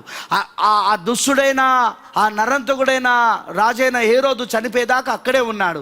ఆ తర్వాత చనిపోయాడని తెలుసుకున్నాక మరలా ఆ దూత చెప్పినప్పుడు మరలా తిరిగి నజరేతుకు వస్తా ఉన్నాడు. ఈసారి బెత్లెహేముకి వస్తలేడు, నజరేతుకు వస్తా ఉన్నాడు. వింటున్నారా నేను చెప్పింది? ఎందుకంటే ఆయన నజరేతు వాడని పిలువబడాలి కాబట్టి, ఆయన నజరేతు వాడని పిలువబడడానికి ఇప్పుడు నజరేతుకు తీసుకొస్తా ఉన్నాడు. అంతేకాదు అక్కడ ఇంకో ప్రవచనం కూడా ఉంది. ఏంటిది? ఆ ఐగుప్తులో నుండి నా కుమారుని పిలిచితేనే ప్రవచనం. నేను ఇవన్నీ ఎందుకు చెప్తున్నానంటే, వెన్ ప్రాఫెసీ, ఒక ప్రవచనం అనేది నెరవేర్పు జరిగే సమయానికి వచ్చినప్పుడు సరిగ్గా వారి వారి పాత్రలు వాళ్ళు నెరవేర్పు చేస్తూ ఉంటారు. అక్కడ వారి పాత్రలు వాళ్ళకు తెలియకుండానే వాళ్ళపైన ఆ ప్రవచనం నెరవేర్పు జరుగుటకు కావలసిన అభిషేకాలు పొందుకొని వాళ్ళు ఆ పని చేస్తూ ఉంటారు. అక్కడ హామాను ఎందుకు అనుకోలేదు మొర్దెకాయిని ఒక్కరిని చంపుతా అయిపోతుందని? మీకు అర్థమైందా? మొర్దెకాయి ఒక్కడే కదా ఆయనకు వంగకుండా ఉన్నది, నమస్కరించకుండా ఉన్నది, గౌరవించకుండా ఉన్నది. కానీ మొత్తము యూదులందరినీ మొర్దెకాయి ప్రజలు ఎవరని విచారణ చేస్తే, ఎంక్వైరీ చేస్తే అది యూదులని తెలుస్తుంది. యూదులందరినీ చంపాలని, మొత్తము మారణ హోమమునే తీసుకురావాలని, యూదులనే భూమిపైన లేకుండా చేయాలని. అందులో ఎస్తేరు కూడా ఉంది. ఎందుకంటే ఈమె కూడా యూదురాలు కాబట్టి. ఈమె షూషాను కోటలో ఉన్నా ఈమె క్షేమం లేదు. నేను చూపిస్తాను మీకు. షూషాను కోటలో ఈమె క్షేమంగా ఉండదు. ఈమె రాణి అయినా క్షేమంగా ఉండదు. ఈమె పైకి ఆ దుష్టమైన ఆ ఆలోచన, ఉపాయము, ఆ యొక్క మొత్తము యూదులందరినీ కూడా సమూహంగా సంహారం చేయాలనే ఆ యొక్క దుష్టమైన ఆలోచనను ఈమె పైకి కూడా తీసుకొని రాబోతున్నారు. మీకు అర్థమైందా నేను చెప్పింది? ఎందుకు హామాను పని చేస్తున్నాడు? ఆమేన్, హల్లెలూయా. ఫ్రెండ్స్, ఎప్పుడైనా గుర్తుంచుకోనండి, ఒక ప్రవచనమును దేవుడు నెరవేర్పు చేసే సమయానికి వచ్చినప్పుడు దానికి కావలసిన పాత్రలను, దానికి కావలసిన సందర్భాలను, దానికి కావలసిన పరిస్థితులను, అభిషేకాలను, ప్రతిదీ కూడా అక్కడ పెట్టుంటాడు ఆయన. ఈరోజు మనం ఎంత ధన్యులమంటే, యోసేపుకు తెలియదు తనను ఎందుకు రాత్రి దూత ఆ ఐగుప్తులోనికి తీసుకెళ్ళమని చెప్పాడు. తల్లిని కుమారుని కాపాడడానికి ఐగుప్తుకు తీసుకుపోమని ఎందుకు చెప్పాడో తెలియదు. ఆ తర్వాత దుష్టుడైన ఆ నరహంతకుడైన హేరోదు రాజు చనిపోయాక మళ్ళీ ఎందుకు తీసుకురమ్మన్నాడో యోసేపుకు తెలియదు. కానీ ఈరోజు మనకు తెలుసు. ముద్రలు విప్పబడడం వలన జరిగిన కార్యం ఏంటో తెలుసా? ఇదివరకు ప్రవచనాలు మాత్రమే తెలవడం కాదు, ఇదివరకు జరిగిన సంకల్పం మాత్రమే తెలవడం కాదు, ఇప్పుడు జరుగుతున్నది కూడా మనకు తెలుస్తూ ఉన్నది. ఎందుకంటే ఇదివరకు ఏదైతే జరిగిందో అదే మరలా ఇప్పుడు జరుగుతూ ఉన్నది. అంతేకాకుండా భవిష్యత్తులో కూడా ఇక ముందు కూడా ఏం జరగబోతున్నదో మనకు అది కూడా తెలియజేయబడతా ఉన్నది. ఓ దేవుడికి మహిమకరును గాక. యోసేపు మరియా భర్తగా ఉన్న అక్కడ యోసేపు తన ఎందుకు తన యొక్క భార్యగా ఉన్న తన యొక్క ఆ యొక్క మరియను కానీ, ఆమె కుమారుడుగా ఉన్న యేసును కానీ, ఆ బాలుని కానీ, ఆ 2 సంవత్సరాలలో ఉన్న బాలుని కానీ ఎందుకు తీసుకెళ్తున్నాడో ఆయనకు తెలియదు. అది పాత్రముల ప్రవచనమైన సంగతి తెలియదు. అది అది అది అది అది నెరవేర్పు జరుగుతున్న సంగతి తెలియదు. హల్లెలూయా. కానీ ఈ రోజున మనకు అన్నీ తెలుసు. ఎందుకు? ఆ మేధస్సు దిగొచ్చింది. ఎందుకు? ఆ మేధస్సు, ఆ జ్ఞానము, ఆ శిరస్సు ఇప్పుడు దిగి వచ్చినది వధువుకి. హల్లెలూయా. ఇప్పుడు పెళ్లి కుమార్తెకు దిగొచ్చినది. అర్థమైన వాళ్ళందరూ ఆమె చెప్పండి. అర్థమైన వాళ్ళందరూ ఆమె చెప్పండి. హల్లెలూయా. ఆ మేధస్సు దిగి వచ్చినది, ఆ జ్ఞానము దిగి వచ్చినది. ఇప్పుడు ఆ పక్షిరాజు కళ్ళు ఆ మేధస్సు ద్వారా చూస్తా ఉన్నది. ఇప్పుడు అది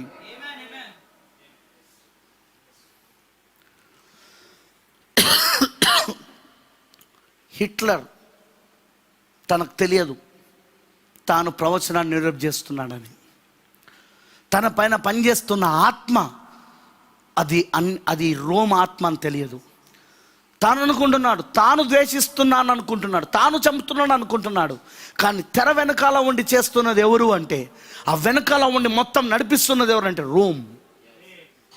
మీకు అర్థమైందని నేను చెప్పింది? వెనకాల ఉండి చూడండి. ప్రవక్త బ్రెన్హామ్ గారు 1933లో 7 దర్శనాలు చూశాడు ఆయన. ప్రపంచంలో జరగబోయే 7 దర్శనాలు. అందులో 6వ దర్శనం అమెరికా ఒక క్రూరమైన స్త్రీ చేత పరిపాలించబడుతుందని. మరి అది రోమన్ క్యాథలిక్ అయి ఉండొచ్చు అని అన్నాడు ఆయన.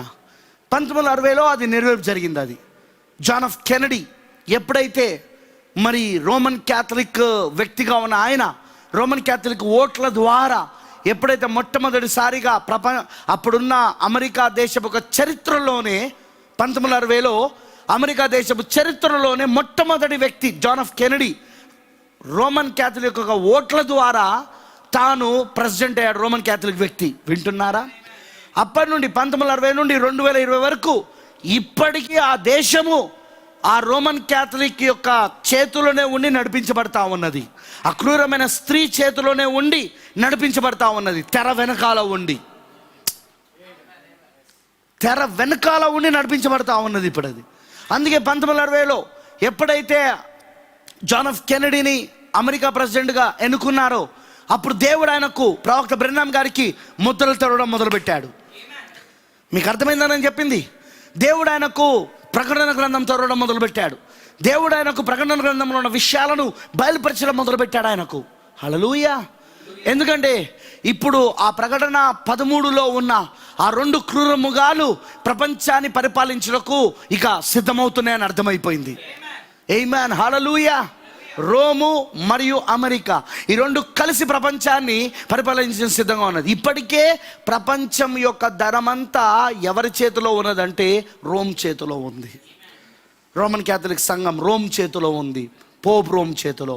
ఎందుకంటే ప్రవక్త అన్నాడు కదా, ఈ యొక్క అమెరికా దేశం యొక్క మొత్తము ఆర్థిక వ్యవస్థ అంతా కుప్పకూలిపోయింది. అది ఎప్పుడో ఆర్థిక సంక్షోభంలోకి నెట్టుకుపోయింది. కేవలం అప్పులతో బతుకుతున్నది.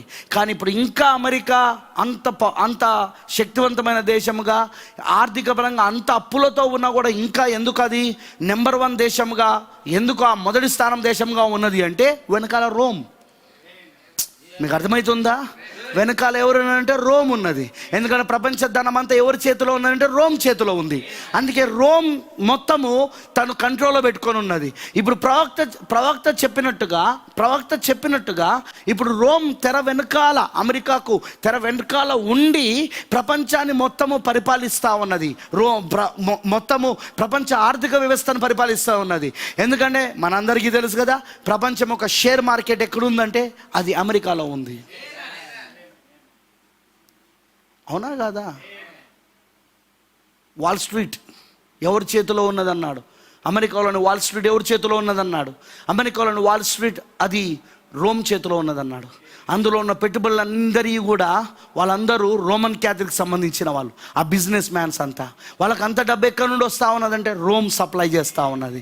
వాళ్ళు ఏం చేస్తూ ఉన్నారంటే మొత్తం ప్రపంచం యొక్క ఆర్థిక వ్యవస్థనే వాళ్ళ చేతిలో పెట్టుకొని ఉన్నారు. అమెరికా యొక్క ఆర్థిక వ్యవస్థను, ప్రపంచం యొక్క ఆర్థిక వ్యవస్థను. ఎలా అంటే తెర ముందు నుండి కాదు, తెర వెనకాల ఉండి. ప్రియమైన దేవుని పిల్లలారా, నేను ఎందుకు ఈ విషయాలన్నీ మాట్లాడుతున్నానంటే ప్రవక్త చెప్పాడు.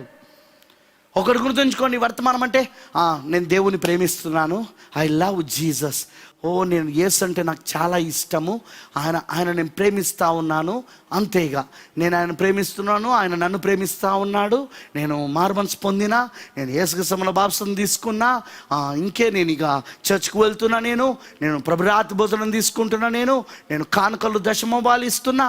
అది కాదు, అది మాత్రమే కాదు. అవన్నీ చిన్న చిన్న విషయాలు, అవన్నీ ప్రాథమిక విషయాలు అవి. ఈ వర్తమానం అంటే మొత్తం ప్రవక్త చెప్పినట్టు ఇటు మతము, అటు రాజకీయములు, ఇటు ఆర్థిక వ్యవస్థలు, ఇటు మొత్తం ప్రపంచ దేశాలపైన పనిచేస్తున్న ఆత్మలు, అభిషేకాలు, అదే సమయంలో అక్కడ 4 గుర్రములు ఏ విధంగా పనిచేసుకుంటూ వస్తున్నాయి, ఆ 4 గుర్రముల పైన స్వారీ చేయవాడు ఏ విధంగా వాడు స్వారీ చేసుకుంటూ వస్తున్నాడు. ఇవన్నీ కూడా బైబిల్లో ఉన్న విషయాలు, దాగున్న విషయాలు. వాటిని బయలుపరచడానికి దేవుడు ప్రవక్తను పంపాడు. నేను పోయిన వారం మొన్న చెప్పినట్టు ఎందుకు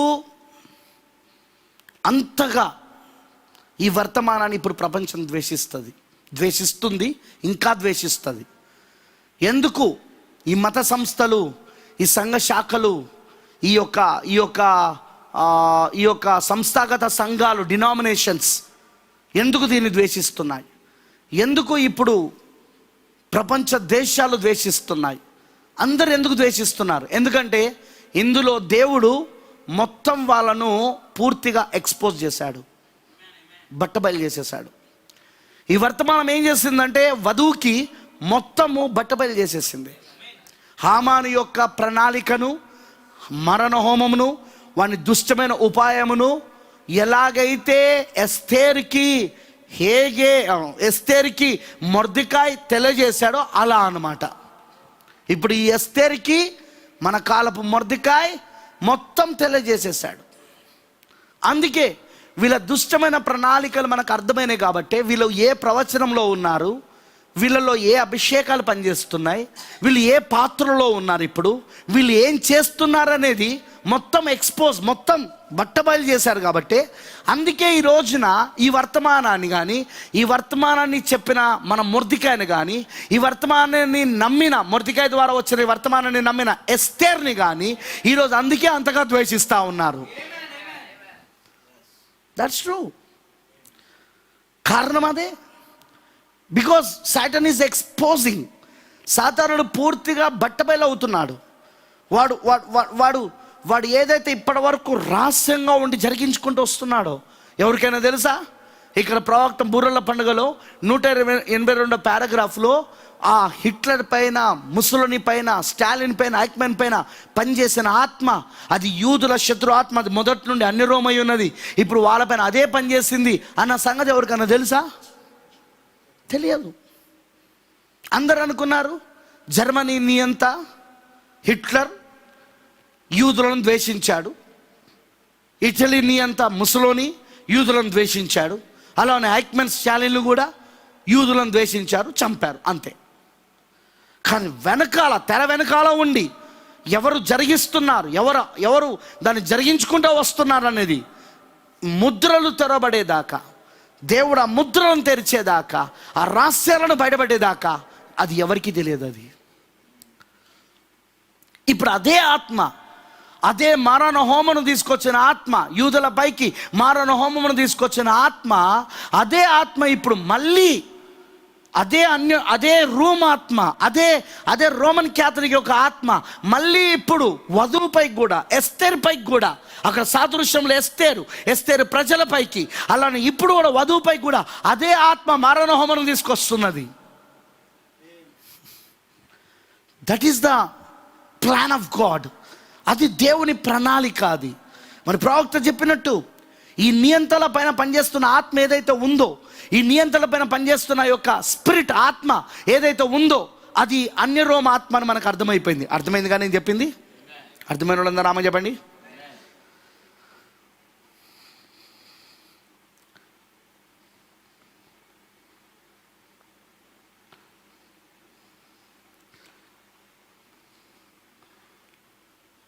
నియంత్రణల పైన పనిచేసే ఆత్మ అది. ఈ ఆత్మ ఆ రోజు యూదులను ద్వేషించింది. అబ్రహాం యొక్క ప్రకృతి సంబంధమైన వాగ్దాన కుమారుడైన ఇసాకులో నుండి వచ్చిన ప్రకృతి సంబంధమైన ఇజ్రాయేలులను, అబ్రహాము సంతానాన్ని ద్వేషించింది. మారణ హోమను ప్రకటించింది. చరిత్రలో మనం చూస్తే అవునంటారా? మొదటి రాకడలో కానీ, మొదటి రాకడ తర్వాత కానీ, క్రీస్తు 70లో కానీ, ఆ తర్వాత 2 ప్రపంచ యుద్ధాల సమయంలో కానీ, ఈ 7వ సంకాలంలో, ఈ లవజక సంకాలంలో 2 ప్రపంచ యుద్ధాల సమయంలో కానీ అదే ఆత్మ ఈ నియంత్రణ పైన కూడా పనిచేసి తెర వెనకాల ఈ రోమన్ క్యాథలిక్ ఉండి ఇదంతా చేసుకుంటూ వచ్చింది. ఇప్పుడు అదే ఆత్మ వధువుకి, ఎందుకంటే అబ్రహాం యొక్క రాజసంతానముగా ఉన్న, క్రీస్తు ద్వారా రాజసంతానముగా ఉన్న ఇప్పుడు ఆత్మీయ ఇజ్రాయెలైన వధువుపై కూడా ఇప్పుడు అదే ఆత్మ వ్యతిరేకముగా మారణ హోమను తీసుకురాబోతా ఉన్నది. ఎస్తేరు కథలో ఏదైతే సాదృశ్యంగా అక్కడ చెప్పబడిందో అదే ఇప్పుడు జరుగుతూ ఉన్నది ఇక్కడ నిజ రూపంలో. That is you have to understand. అది నువ్వు అర్థం చేసుకోవాలి. మరి ప్రవక్త చెప్పినట్టు ఈరోజు వాడు ఏం చేస్తున్నాడు అంటే, వాట్ హ్యాస్ ఇట్ డన్, అది ఏం చేసినది మంచిది, అది ఏం చేసినది అతడు తంత్రములతో మరి పొగుడుచూ వచ్చినని ఆయన చెప్పాను. ఇన్ ద కన్నింగ్నెస్ యాజ్ ఈ సెడ్. కన్నింగ్నెస్ అంటే కుయుక్తితో. నేను ఒక ప్రవచనం చూపిస్తాను ఇప్పుడు. ఇది ప్రవక్త ప్రవచనం గురించి మాట్లాడుతున్నాడు. తెస్సలోనికి రాసిన పత్రిక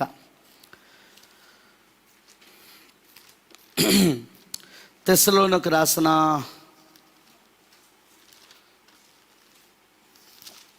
పత్రిక, రెండవ పత్రిక, 2వ అధ్యాయము,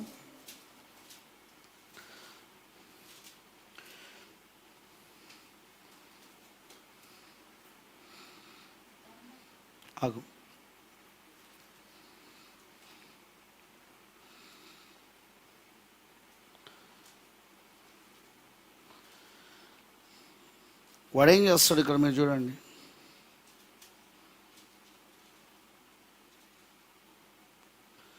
7వ వచనం, ధర్మ విరోధ సంబంధమైన మర్మము ఇప్పటికే క్రియ చేయుచున్నది. ధర్మ విరోధ సంబంధమైన మర్మము. పౌలు గారు మొదటి సంఘ కాలమునకు ప్రవక్త, వర్తమానికుడై ఉన్నాడు. దేవుని కుడి చేతిలో ఉన్న ప్రకటన 1వ అధ్యాయము 19-21 వచనాలలో దేవుని కుడి చేతిలో ఉన్న 7 నక్షత్రాలలో మొదటి నక్షత్రం. ఎఫెసు సంఘకాలానికి ఆయన ప్రవక్త, ఆయన వర్తమానికుడు. కానీ ఆయన ఏం చూడగలిగాడు అంటే, ఆ పక్షిరాజు కళ్ళు, ఆ పౌలు పక్షిరాజు కళ్ళు ఏం చూడగలిగినాయంటే, ధర్మ విరోధ సంబంధమైన ఆత్మ ఇప్పటికే మర్మముగా క్రియ చేస్తున్నది. అది మీకు అర్థమైందా? ఎవడి ధర్మ విరోధి? ధర్మ విరోధే క్రీస్తు విరోధి. మీకు అర్థమైందని నేను చెప్పింది. క్రీస్తు విరోధి సంబంధము, క్రీస్తు విరోధ సంబంధమైన మర్మము ఇప్పటికే క్రియ చేస్తున్నది. ధర్మ విరోధం అంటే క్రీస్తు విరోధి. ధర్మం ఎవరు? క్రీస్తే కదా. వినబడతలేదు నాకు? యేసుక్రీస్తే కదా, ఆయనే కదా ధర్మం అనేది, న్యాయం అనేది, సత్యం అనేది. నేను సత్యమును, జీవమును మరియు మార్గమును అని చెప్పాడా లేదా? నేనే మార్గమును, సత్యమును, జీవమును. సత్యము, మార్గం, వినండి, ధర్మానికి విరోధ అంటే క్రీస్తుకు విరోధి. ధర్మం ఎవరు? యేసుక్రీస్తుకు విరోధి. క్రీస్తు విరోధి యొక్క మర్మము పౌలు గారు చూశాడు. ఆ పక్షిరాజు కళ్ళు చూసినాయి. ఏం చూసిందంటే, ఆ కాలంలో, ఆ ఎఫెసు సంఘ కాలంలోనే అది పనిచేస్తున్నది. దాన్ని మనం ప్రకటనలో 2వ అధ్యాయములో ఆ మొదటి వచనంలో నుండి చదివితే, ఎఫెసు సంఘ కాలం గురించి రాయబడి ఉంది. అక్కడ చదివితే ఏమని చెప్పబడుతుందంటే, నికాలేతకు క్రియలు మీలో కనబడుతున్నాయి అన్నాడు ఆయన. మీరు గమనించాలి సంఘకాలాలు. ఫస్ట్ నికాలేతు క్రియలు. నికోలేత్ అంటే తెలుసుగా మీకు? నికో, లైట్. నికో అంటే జయించుట, లైట్ అంటే సంఘమును జయించుట. మొదటి గుర్రము పైన వాడు జయించుకుంటా బయలుదేరాడు. వాడు ఆ మొదటి గుర్రము పైన, తెల్లని గుర్రం పైన, వాడు తెల్లని గుర్రం పైన కూర్చోవడం వలన అందరూ వాడిని క్రీస్తు అనుకున్నారు. వింటున్నారా? వాడు జయించడం వలన అందరూ జయించేవాడు క్రీస్తే కదా, క్రీస్తు అనుకున్నాడు. కానీ వాడు జయిస్తున్నది సంఘాన్ని. ఎలా? మతం అనే ముసుగు ద్వారా ఆ మొదటి సంఘకాలంలో వాడు జయించుకుంటూ వస్తున్నాడు, క్రీస్తు విరోధి. అదే నికోలేతు క్రియలుగా కనబడతా ఉన్నది ఇప్పుడు అక్కడ. ఆమెనంటారా? మొదటిగా అది క్రియలుగా ప్రారంభమైంది. క్రియల తర్వాత సంఘకాలాల్లో అది బోధ అయింది. 7 సంఘకాలాలు చదవండి. అది బోధ అయింది. బోధ సిద్ధాంతమైంది. సిద్ధాంతానికి మరి ఇప్పుడు క్రియల తర్వాత అది సిద్ధాంతము ఆత్మగా మారింది. ఆత్మ నుండి అది సిద్ధాంతమైంది. వింటున్నారా? మరి ఇప్పుడు ఆత్మకి ఎవరు కూడా కిరీటం పెట్టలేరు. కాబట్టి క్రీస్తు విరోధికి ఇప్పుడు కిరీటం పెట్టాలంటే వాడు ఇప్పుడు ఒక మనిషి కావాలి. అందుకే ఇప్పుడు వాడు ఏమయ్యాడంటే ఒక మానవుడయ్యాడు. అదే పోప్ అయ్యాడు. నికోలేతు క్రియలు, బోధ, ఆత్మ, ఇప్పుడు ఒక మనిషి, మానవుడు పోప్ అయ్యాడు. ఆ పోప్కే ఈ కిరీటం పెట్టబడింది. వింటున్నారా నేను చెప్పింది? కిరీటం పెట్టబడింది వాడికి. హల్లెలూయా. ముక్కోనపు కిరీటం గురించి చెప్పాను, గుర్తుందిగా మీకు? ముక్కోనపు కిరీటం దేని సూచిస్తుందో వాళ్ళ గ్రంథాలలోనే రాయబడి ఉన్నది. ముక్కోనపు కిరీటం పోపు యొక్క తలపైన ఉన్నది. వింటున్నారా? మరి ఆ ముక్కోనపు కిరీటం పెట్టబడింది. ఆ తర్వాత వాడు ప్రకటన 13లో వాడు మృగమవుతా ఉన్నాడు. ఇప్పుడు వాడు మృగమవుతా ఉన్నాడు. ఇప్పుడు మనుషులు వాడు ఏమవుతున్నాడు? మృగమవుతా ఉన్నాడు. మృగం అంటే శక్తి, దేశం. హల్లెలూయా. మీకు అర్థమైందని చెప్పింది. ఇప్పుడు మీరు గమనించాల్సిన విషయం ఏంటంటే, ఈ ధర్మ విరోధి, క్రీస్తు విరోధి సంబంధమైన మర్మము ఇప్పటికే క్రియ చేయుచున్నది అని పౌలు రాస్తున్నాడు. It started in the first church age. మొదటి సంఘ కాలం. ఇది బాగుంటుంది, వినండి అందరూ. మొదటి సంఘ కాలం విత్తనమును నాటే కాలం. ఆయన మొదటి రాకడలో మనిషి కుమారుడిగా ఆయన వచ్చినప్పుడు, ఆయన మొదటి రాకడలో ఆయన మనిషి కుమారుడిగా వచ్చినప్పుడు ఆయన ఏ ఉపమానం చెప్పాడు? ఆయన చెప్పిన ఉపమానం ఏంటిది? విత్తనములు నాటే ఉపమానం. మరి ఆ తెల్లని వస్త్రములు వేసుకొని మనిషి కుమారుడిగా ఆయన విత్తనాలు నాటాడు పగటి వేళలో. రాత్రి వేళలో అపవాది వచ్చి ఏం చేశాడు? ఆ విత్తనముల మధ్యలో వాడు భేదమైన విత్తనములను నాటాడు.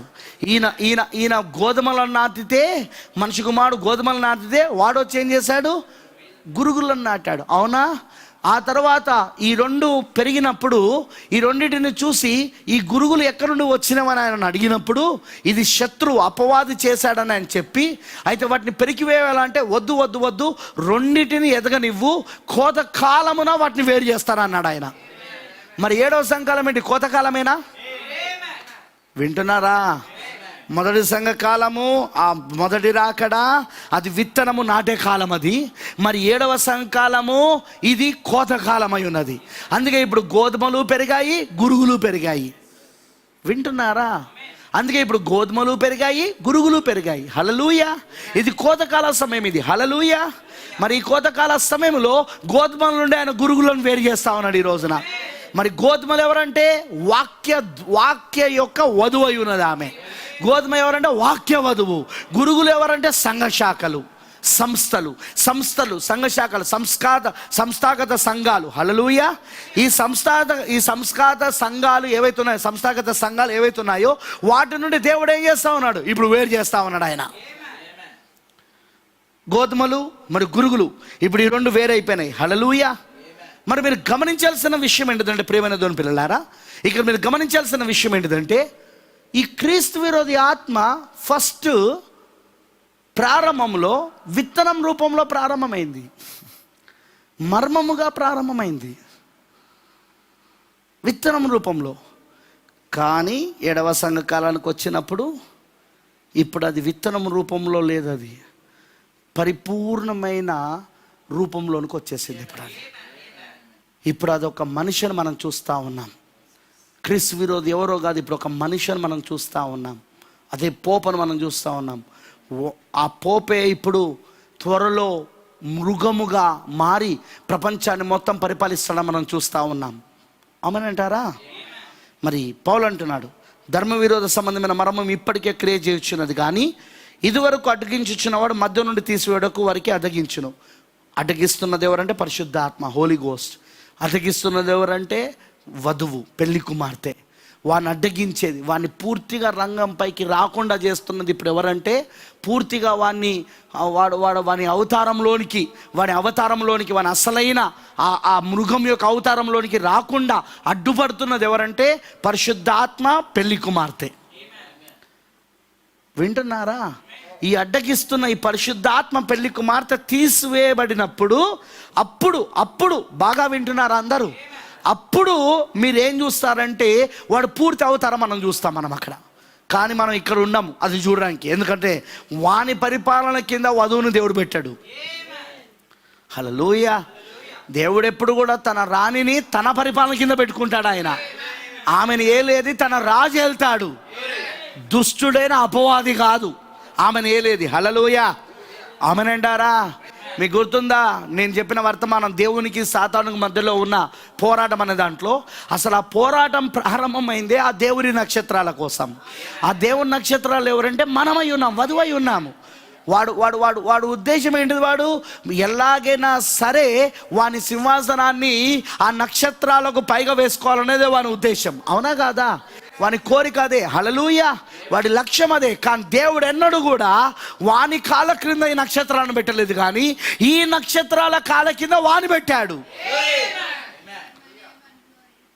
దేవుడికి మహిమ కలుగును గాక. అలాంటప్పుడు ఈ చివరి కాలంలో కూడా ఆయన ఏ విధంగా తన యొక్క పెళ్లి కుమార్తెను, తన యొక్క రాణిని, తన ఎస్తేర్ని వాని కాళ్ళ క్రిందకు తీసుకురానివాడు ఆయన.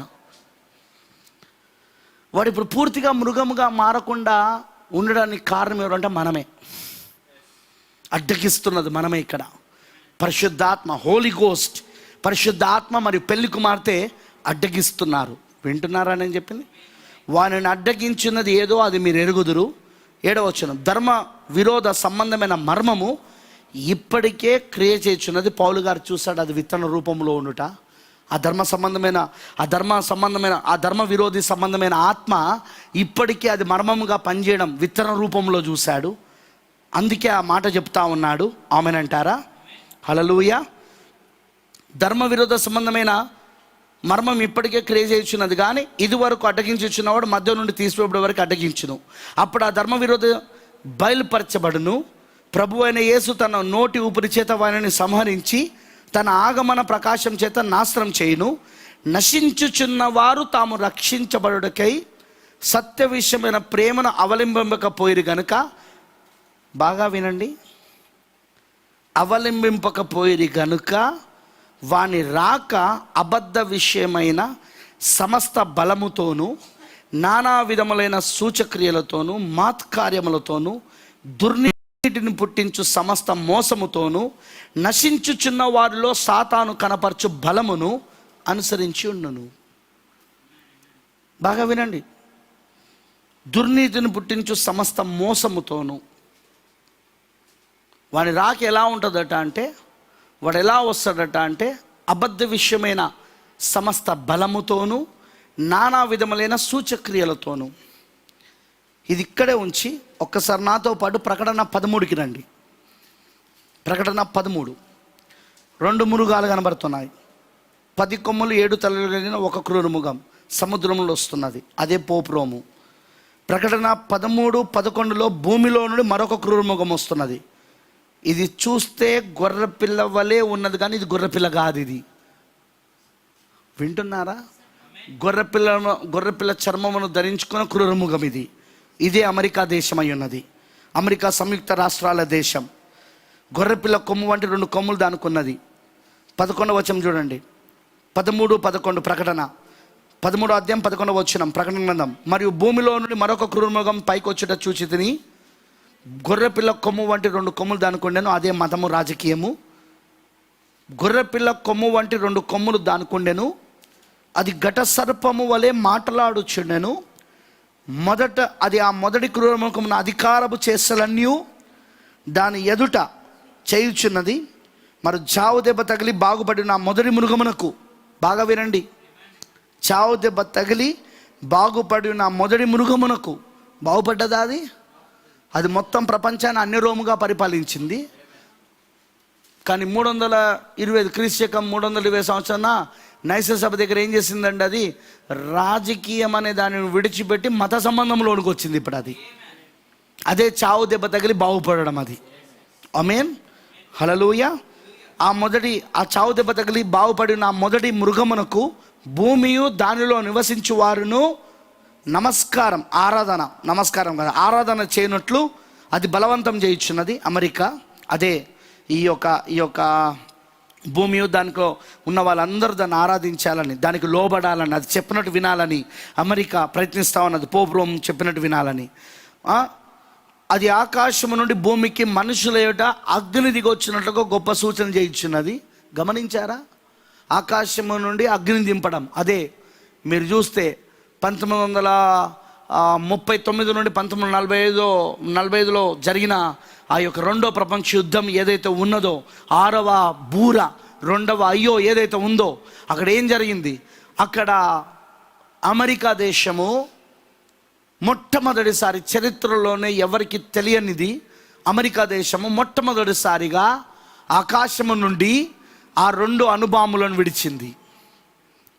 హీరోషిమా నాగసాకి అనే జపాన్ యొక్క 2 పట్టణాల పైన అది తన అణుబాంబులను వేసింది. ఆకాశము నుండి అగ్నిని దింపింది. అది డ్యూ క్యాచ్ ఇట్? మీరు పట్టుకుంటున్నారా? ఆకాశము నుండి అగ్నిని దింపింది అది. హల్లెలూయా, ఆమేన్. ఈ ఆకాశము నుండి అగ్నిని దింపడం అన్నమాట.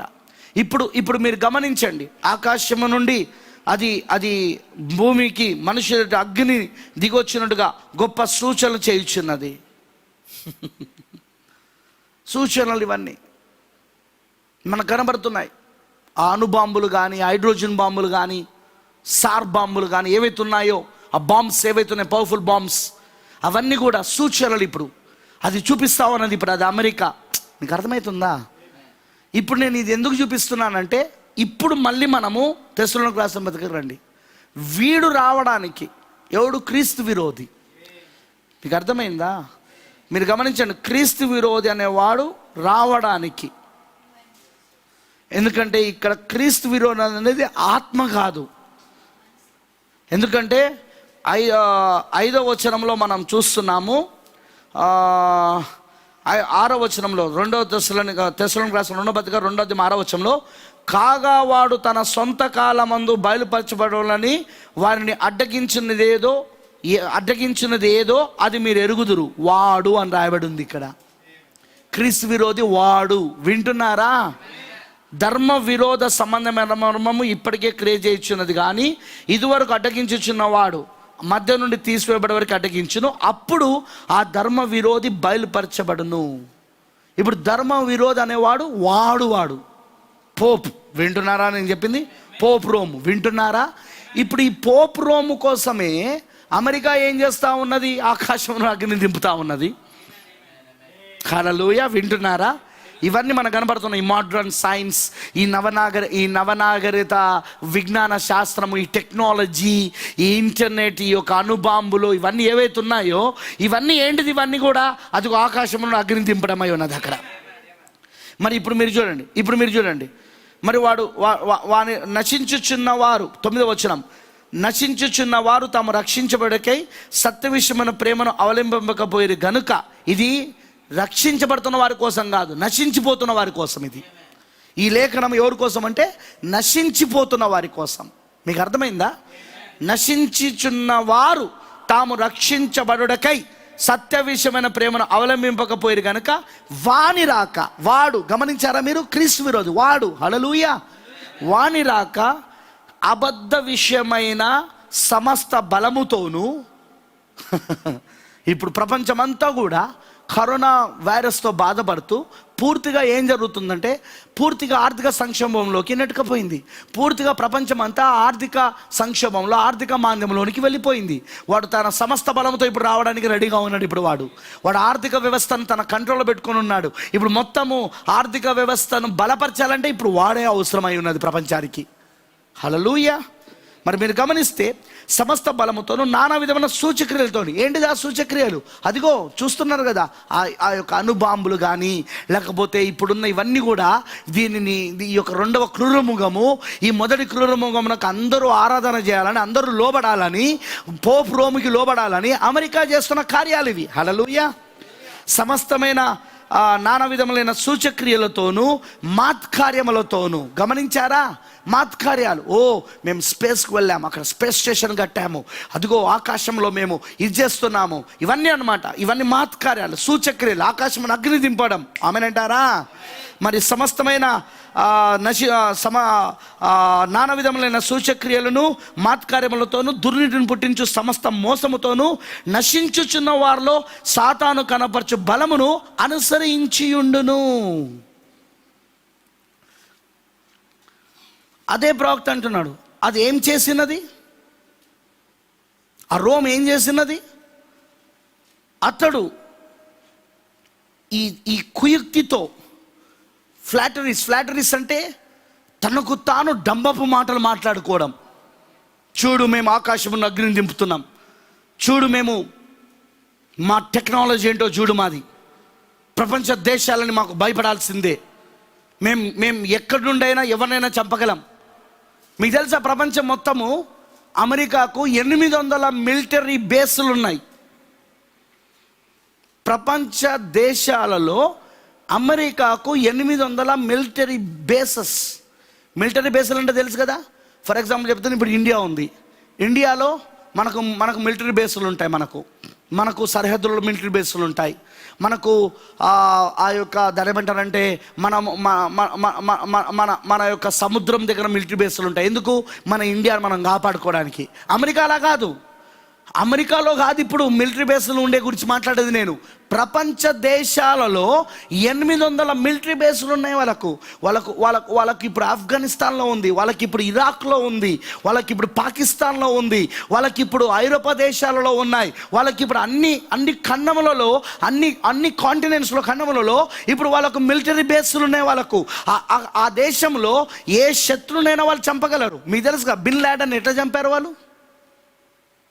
పాకిస్తాన్లో బిన్ లాడెన్ తను తలదాచుకున్నప్పుడు ఎలా చంపారు? పాకిస్తాన్ ప్రభుత్వానికి తెలియదట, పాకిస్తాన్ యొక్క మిలిటరీ వాళ్ళకు కూడా తెలియదట ఆ రాత్రి బిన్ లాడెన్ చనిపోబోతున్నాడని.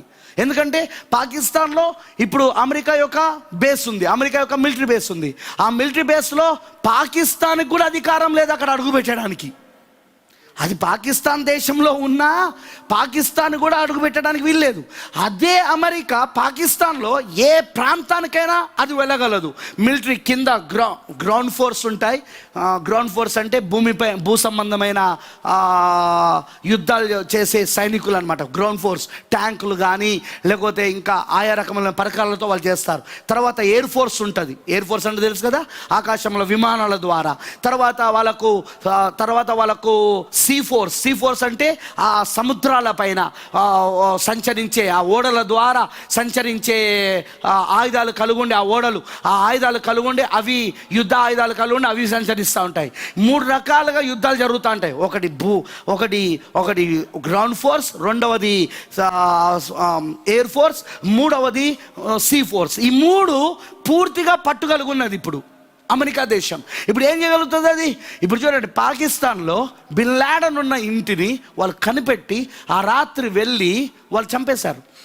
ఆ సంగతి పాకిస్తాన్ ప్రెసిడెంట్కి కానీ, పాకిస్తాన్ ప్రైమ్ మినిస్టర్ కానీ, పాకిస్తాన్ మిలిటరీకి కూడా తెలియదట, పోలీసుకి కూడా తెలియదట. ఏంటది? సూచక్రియలు, అద్భుతాలు. మీకు అర్థమవుతుందా నేను చెప్పింది? సూచక్రియలు, అద్భుతాలు. వాని రాక సమస్తమైన మోసముతో కూడినదై ఉంటుంది. సమస్తమైన మత్కార్యములు, సూచక్రియలు, నానా విధములైన సూచక్రియలు, సమస్త బలముతోనూ నానా విధమైన సూచక్రియలతోనూ మత్కార్యములతో ఉంటుంది అది.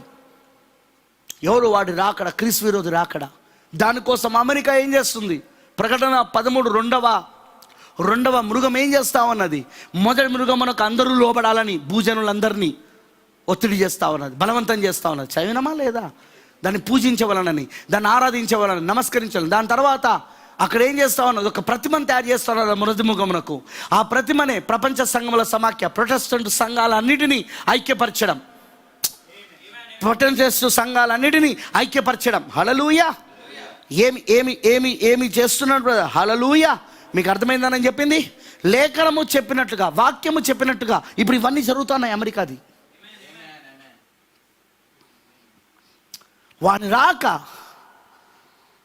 సమస్తమైన బలముతోనూ నానా విధములైన సూచక్రియలతోనూ మాత్కార్యములతోనూ దుర్నీతి పుట్టించు సమస్త మోసముతోను. ఇదంతా మోసమే, ఎవ్రీథింగ్, ప్రతిదీ మోసమే. ఇదంతా సమస్తమైన మోసముతోను. వింటున్నారా? నశించుచున్న వారిలో సాతాను కనపరచు బలమును అనుసరించును. ఇందుచేత సత్యమును నమ్మక దుర్నీతి యందు అభిలాష గల వారందరూ శిక్షా విధి పొందుటకై అబద్ధమును నమ్మునట్లు మోసము చేయ శక్తిని దేవుడు వారికి పంపుచున్నాడు. దేవుడు ఏం చేస్తున్నాడు? మోసం చేసే శక్తిని పంపుతా ఉన్నాడు. నేను చింతూరులో దీనిపైన స్పెషల్గా ప్రసంగం చేశాను, 2వ అధ్యాయం గురించి. ఈ తెస్సలోనికీయుల క్లాస్ సంబంధిగా ఈ చివరి దినములలో మోసపరచు ఆత్మలనే వర్తమానం బోధించాను. యూట్యూబ్లో ఉన్నాయి, డౌన్లోడ్ చేసుకొని వినండి. యూట్యూబ్లో ఉన్నాయి, వాటిని డౌన్లోడ్ చేసుకొని వినండి. మన ఛానల్లో ఉన్నాయి అవి. మోసపరచు ఆత్మలు ఇవి. అమెరికా మోసపరుస్తూ ఉన్నది ఒకరిని రంగంపైకి తీసుకురావాలని. మొత్తం ప్రపంచమంతా ఆ పాదముల దగ్గర ఉన్న రాజ్యం రావడానికి కొంత ఇనుము, కొంత మట్టి. ఆ కొంత ఇనుము, కొంత మట్టి ఏంటో కాదు కానీ ఆ బ్రహ్మాండమైన విగ్రహంలోని పాదముల దగ్గర ఆ ఇనుమే, అదే పోపు రోము. అది అన్ని రోముగా ఉండే ఆ మోకాల దగ్గర, కానీ ఇప్పుడు పాదముల దగ్గరకు వచ్చినప్పుడు పోపు రోముగా మారింది. తర్వాత మట్టి ఏంటిదో కాదు కానీ అది ప్రొటెస్టెంట్ సంఘాలు. ఆ ప్రొటెస్టెంట్ సంఘాలను మొత్తం ఐక్యపరుస్తూ వస్తున్నదే ఈ ప్రపంచ సంఘముల సమాఖ్య. ఇప్పుడు ఆ క్యాథలిక్తో ఇవి కలిసి, ఈ యొక్క ప్రొటెస్టెంట్ సంఘాలని క్యాథలిక్తో కలిసి ఈ ప్రపంచాన్ని పరిపాలించడానికి అమెరికా కీలకమైనదిగా ఉండి చేస్తా ఉన్నది. వింటున్నారా నేను చెప్పింది? అందుకే సమస్తమైన మోసముతో, మాత్కార్యములతో, మరి సమస్తమైన బలముతోనూ నానా విధమైన సూచక్రియలతోనూ మాత్కార్యాలతో వాడు వస్తా ఉన్నాడు. ఇప్పుడు అది ఆ మాత్కార్యాలు ఏంటో అదిగో ఇదే మొత్తం. ఆకాశమును అగ్ని దింపడం, పైనుండి అణుబాంబులను వేయడం, ఆకాశం నుండి అగ్నిని పండడం, పైనుండి అణుబాంబులు. మీరు చదవండి ఒకసారి. రెండో ప్రపంచ యుద్ధ సమయంలో హీరోషిమా నాగసాకి పైకి అమెరికా ఆ బాంబులు వేసినప్పుడు ఎంతమంది చనిపోయారో మీరు ఒక్కసారి గూగుల్లో వెళ్ళి చూడండి. మీరు దానికి సంబంధించిన వీడియోలు ఉన్నాయి, ఇన్ఫర్మేషన్ ఉన్నాయి. ఏంటిది అది? లేఖనం నెరవేర్పు, ప్రవచనం నెరవేర్పు. ప్రవక్త చెప్పినట్టు అదేం చేస్తూ ఉన్నది? అది కుయుక్తితో వస్తూ ఉన్నాడు. కుయుక్తితో ఆ పోపు రోము కుయుక్తితోనూ డంబపు మాటలతోనూ వస్తూ ఉన్నాడు. వింటున్నారా? అది కుయుక్తితోనూ మరియు డంబపు మాటలతో వచ్చునని ఆయన చెప్పాను. వాడు ఏం చేశాను? వాడు ప్రపంచ సంఘ సమితిగా ప్రొటెస్టెంట్ సంఘములను సమకూర్చుచున్నాడు. అందుకే ఈరోజు ఈ ప్రపంచ సంఘముల సమాఖ్యలో వధువు చేరకపోయి ఉండేది. కారణం అదే. ఎందుకంటే ఆ ప్రపంచ సంఘముల సమాఖ్యనే ఈరోజు ఏంటో కాదు కానీ అది క్రీస్తు విరోధి యొక్క ముద్రై ఉన్నది. అది మృగం యొక్క ముద్రై ఉన్నది. అది ప్రపంచ సంఘముల సమాఖ్య. వింటున్నారా?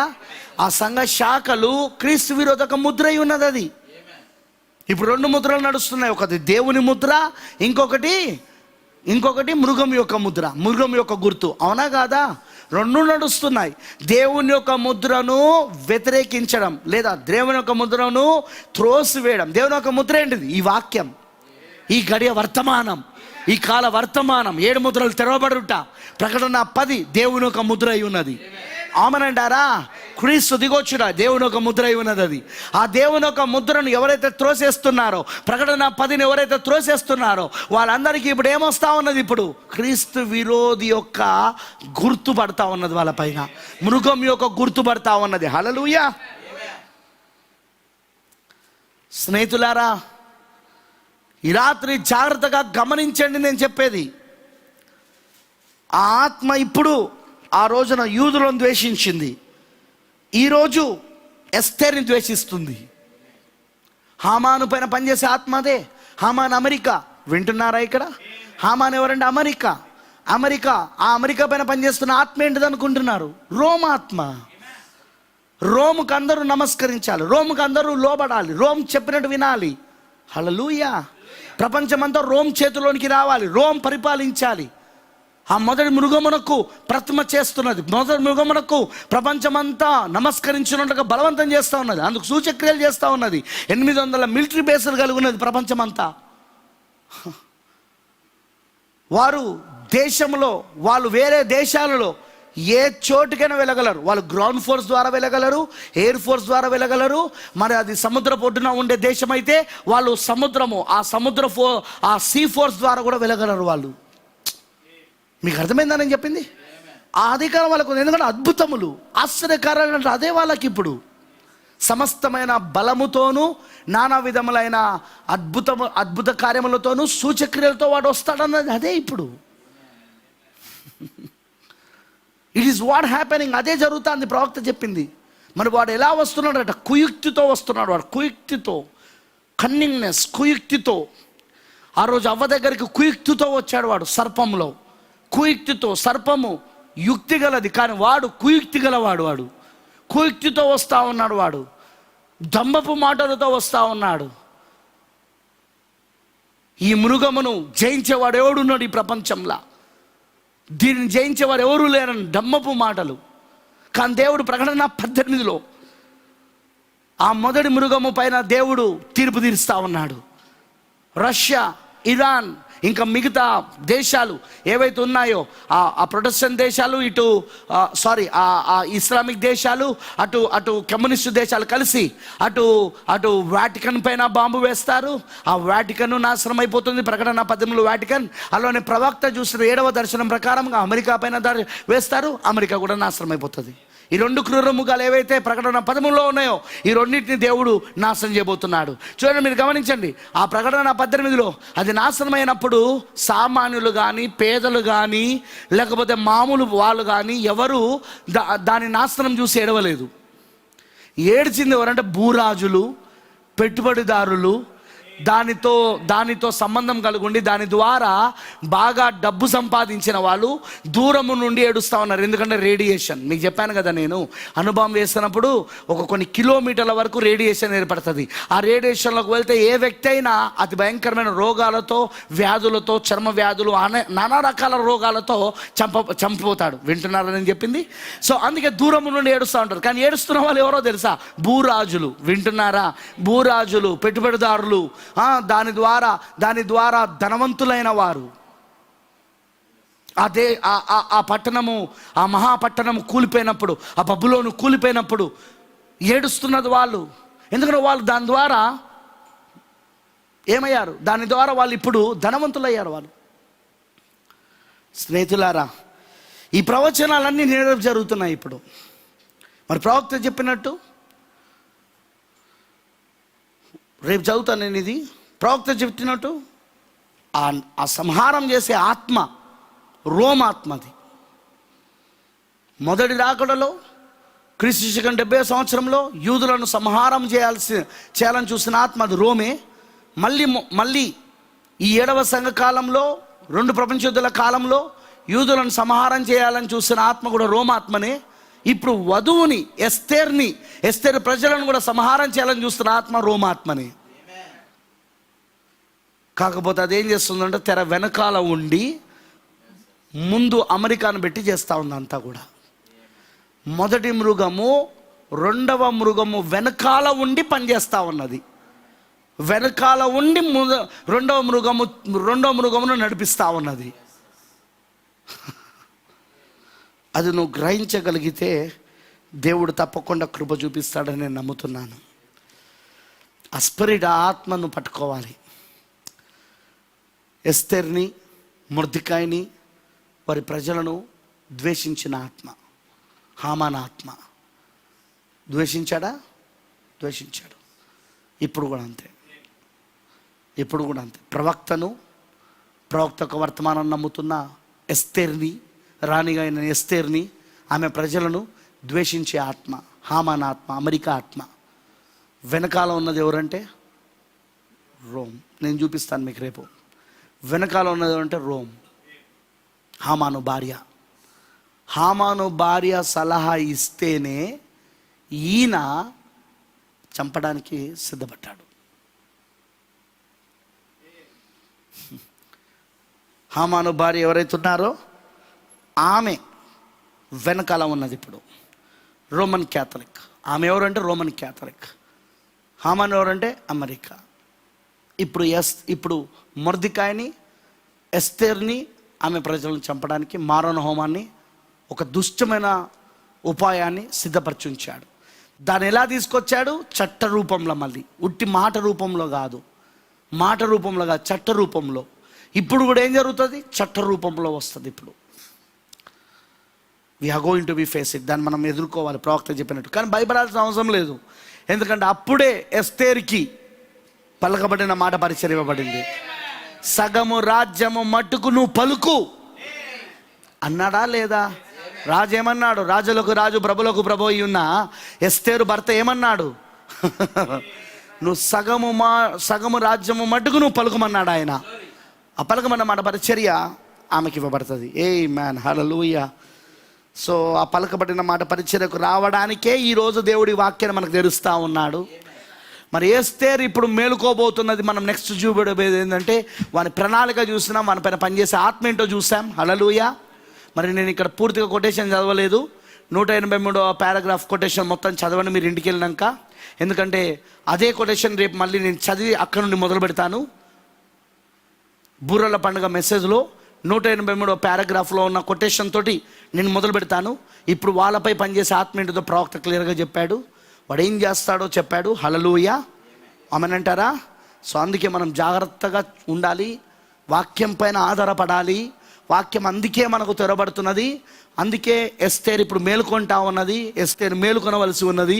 ఎస్తేరు మేలుకొనాలి, ఎస్తేరు సమర్పించుకోవాలి, ఎస్తేరు విజ్ఞాపన చేయాలి. 7వ ముద్ర కింద మనకు మేలుకొనడము, సమర్పించుకోవడము, సేవకు సమర్పించుకోవడము, మరి విజ్ఞాపన చేయడం జరుగుతూ ఉన్నది.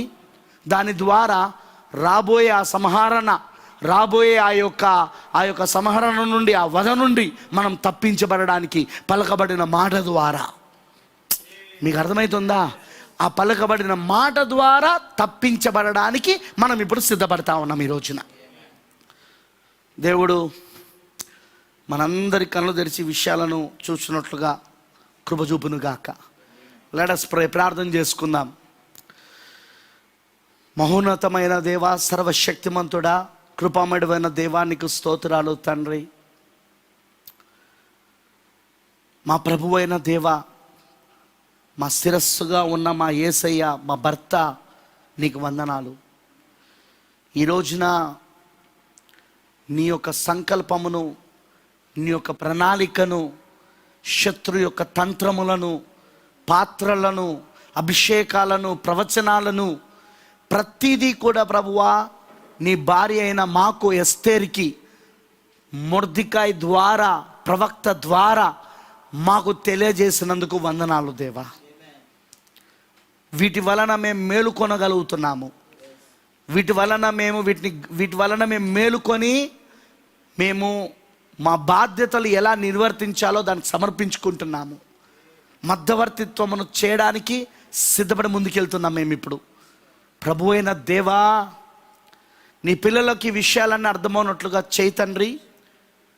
ఎందుకంటే ఇది నీ వధువు కోసం, నీ పెళ్లి కుమార్తె కోసం, నీ భార్య కోసము నువ్వు ఈ ముద్రలను తెరిచి నీ మనసులోని ఆ వెనుక భాగంలో ఉన్న ఈ రహస్యాలన్నిటినీ 7వ దూత ద్వారా, మొర్దెకాయి ద్వారా నువ్వు మాకు తెలియజేస్తున్నందుకు వందనాలు దేవా. మా కాలపు మొర్దెకాయి ద్వారా. Thank you Jesus for your grace. నీ కృప కొరికే నీకు వందనాలు. ఈ సమయంలో ఏం జరుగుతుందో మాకు అర్థమవుతున్నది. ఈ కొత్త చట్టాలు మమ్మల్ని ఎక్కడికి తీసుకెళ్తున్నాయో మాకు అర్థమవుతున్నది. ప్రభువా, ఏం అద్భుతమైన ప్రణాళిక ప్రభువా. ఏమిచ్చి నీ రుణము తీర్చుకోగలము, ఏమని నిన్ను స్తుతించగలము, ఏమని నిన్ను ఆరాధించగలము. ఎందుకంటే ప్రభువా, నీ మనసంతా మాలో కుమ్మరించేశావు. నీ మనసులోని ఆలోచనలన్నీ మాలోనికి రవాణా చేసేసావు. ఆ రహస్యాలన్నీ మాకు తెలియజేస్తున్నావు. శత్రు పన్నాగములను, వాని తంత్రములను, వాని ఉచ్చులను మాకు ప్రభువా పూర్తిగా మాకు అర్థమవునట్లు చేస్తున్నావు. వాడు పూర్తిగా బట్టబయలైపోయాడు ఇప్పుడు. వాడు ప్రభు అయిన దేవా, మేము ఇంకా నీ కృపచేత ముందుకెళ్ళే భాగ్యము దయచేయి తండ్రి. నువ్వు సహాయం చేయి తండ్రి. నీ కృప ఇవ్వు మాకు. ఇంకా ఈ సమయంలో నీ కృప కావాలి మాకు. ఈ సమయంలో మాకు నీ ప్రత్యక్షత కావాలి. ఎందుకంటే ప్రత్యక్షతనే జయించు శక్తినిచ్చేది. ప్రత్యక్షత, బయలుపాటే జయించు శక్తినిచ్చేది. ఈ బండ పైన నా సంఘమును కడుతున్నాను. బండ అనగా ప్రత్యక్షత. ఆ ప్రత్యక్షత పైన కట్టబడిన సంఘం ఎదుట పాతాళలోక ద్వారములు కూడా నిలువనేరవన్నాడు. ఎందుకంటే ఆ పాతాళలోక ద్వారములను సైతము జయించేదే ఆ ప్రత్యక్షత పొందుకున్న సంఘం ప్రభువా. ప్రత్యక్షత జయించు శక్తినిస్తుందని నీ ప్రవక్త చెప్పి ఉన్నాడు ప్రభువా. ఖచ్చితంగా ఇప్పుడు మాకు ఈ ప్రత్యక్షతను ఎందుకు ఇస్తున్నావు? మాకు ఈ వాక్యాన్ని ఎందుకు తెరుస్తున్నావు? ఇవన్నీ ఎందుకు బయలుపరుస్తున్నావు? ఎందుకు ఈ ముసుగును తొలగిస్తున్నావు ఈ విషయాలలో? ఎందుకంటే మేము జయించే శక్తిని పొందుకొని ముందుకెళ్ళడానికి. కృప చూపించు మాకు. ఈ ప్రణాళిక అర్థమవునట్లు చేయదేవా. నువ్వు తప్పకుండా నీ మనసులో నువ్వు తప్పకుండా మా అవగాహనలను తెరువుము దేవా. ఈ విషయాలను చూచినట్లుగా మాకు అవగాహనలను దయచే తండ్రి. మాకు అండర్స్టాండింగ్, అవగాహన దయచే దేవా. తప్పకుండా కృప మాకు ఇవ్వమని, ఆ ఆలోచనలతో మమ్మల్ని నడిపించమని నీకు సమర్పించుకుంటూ యేసుక్రీస్తు నామములో ప్రార్థిస్తున్నాము. ఆమేన్.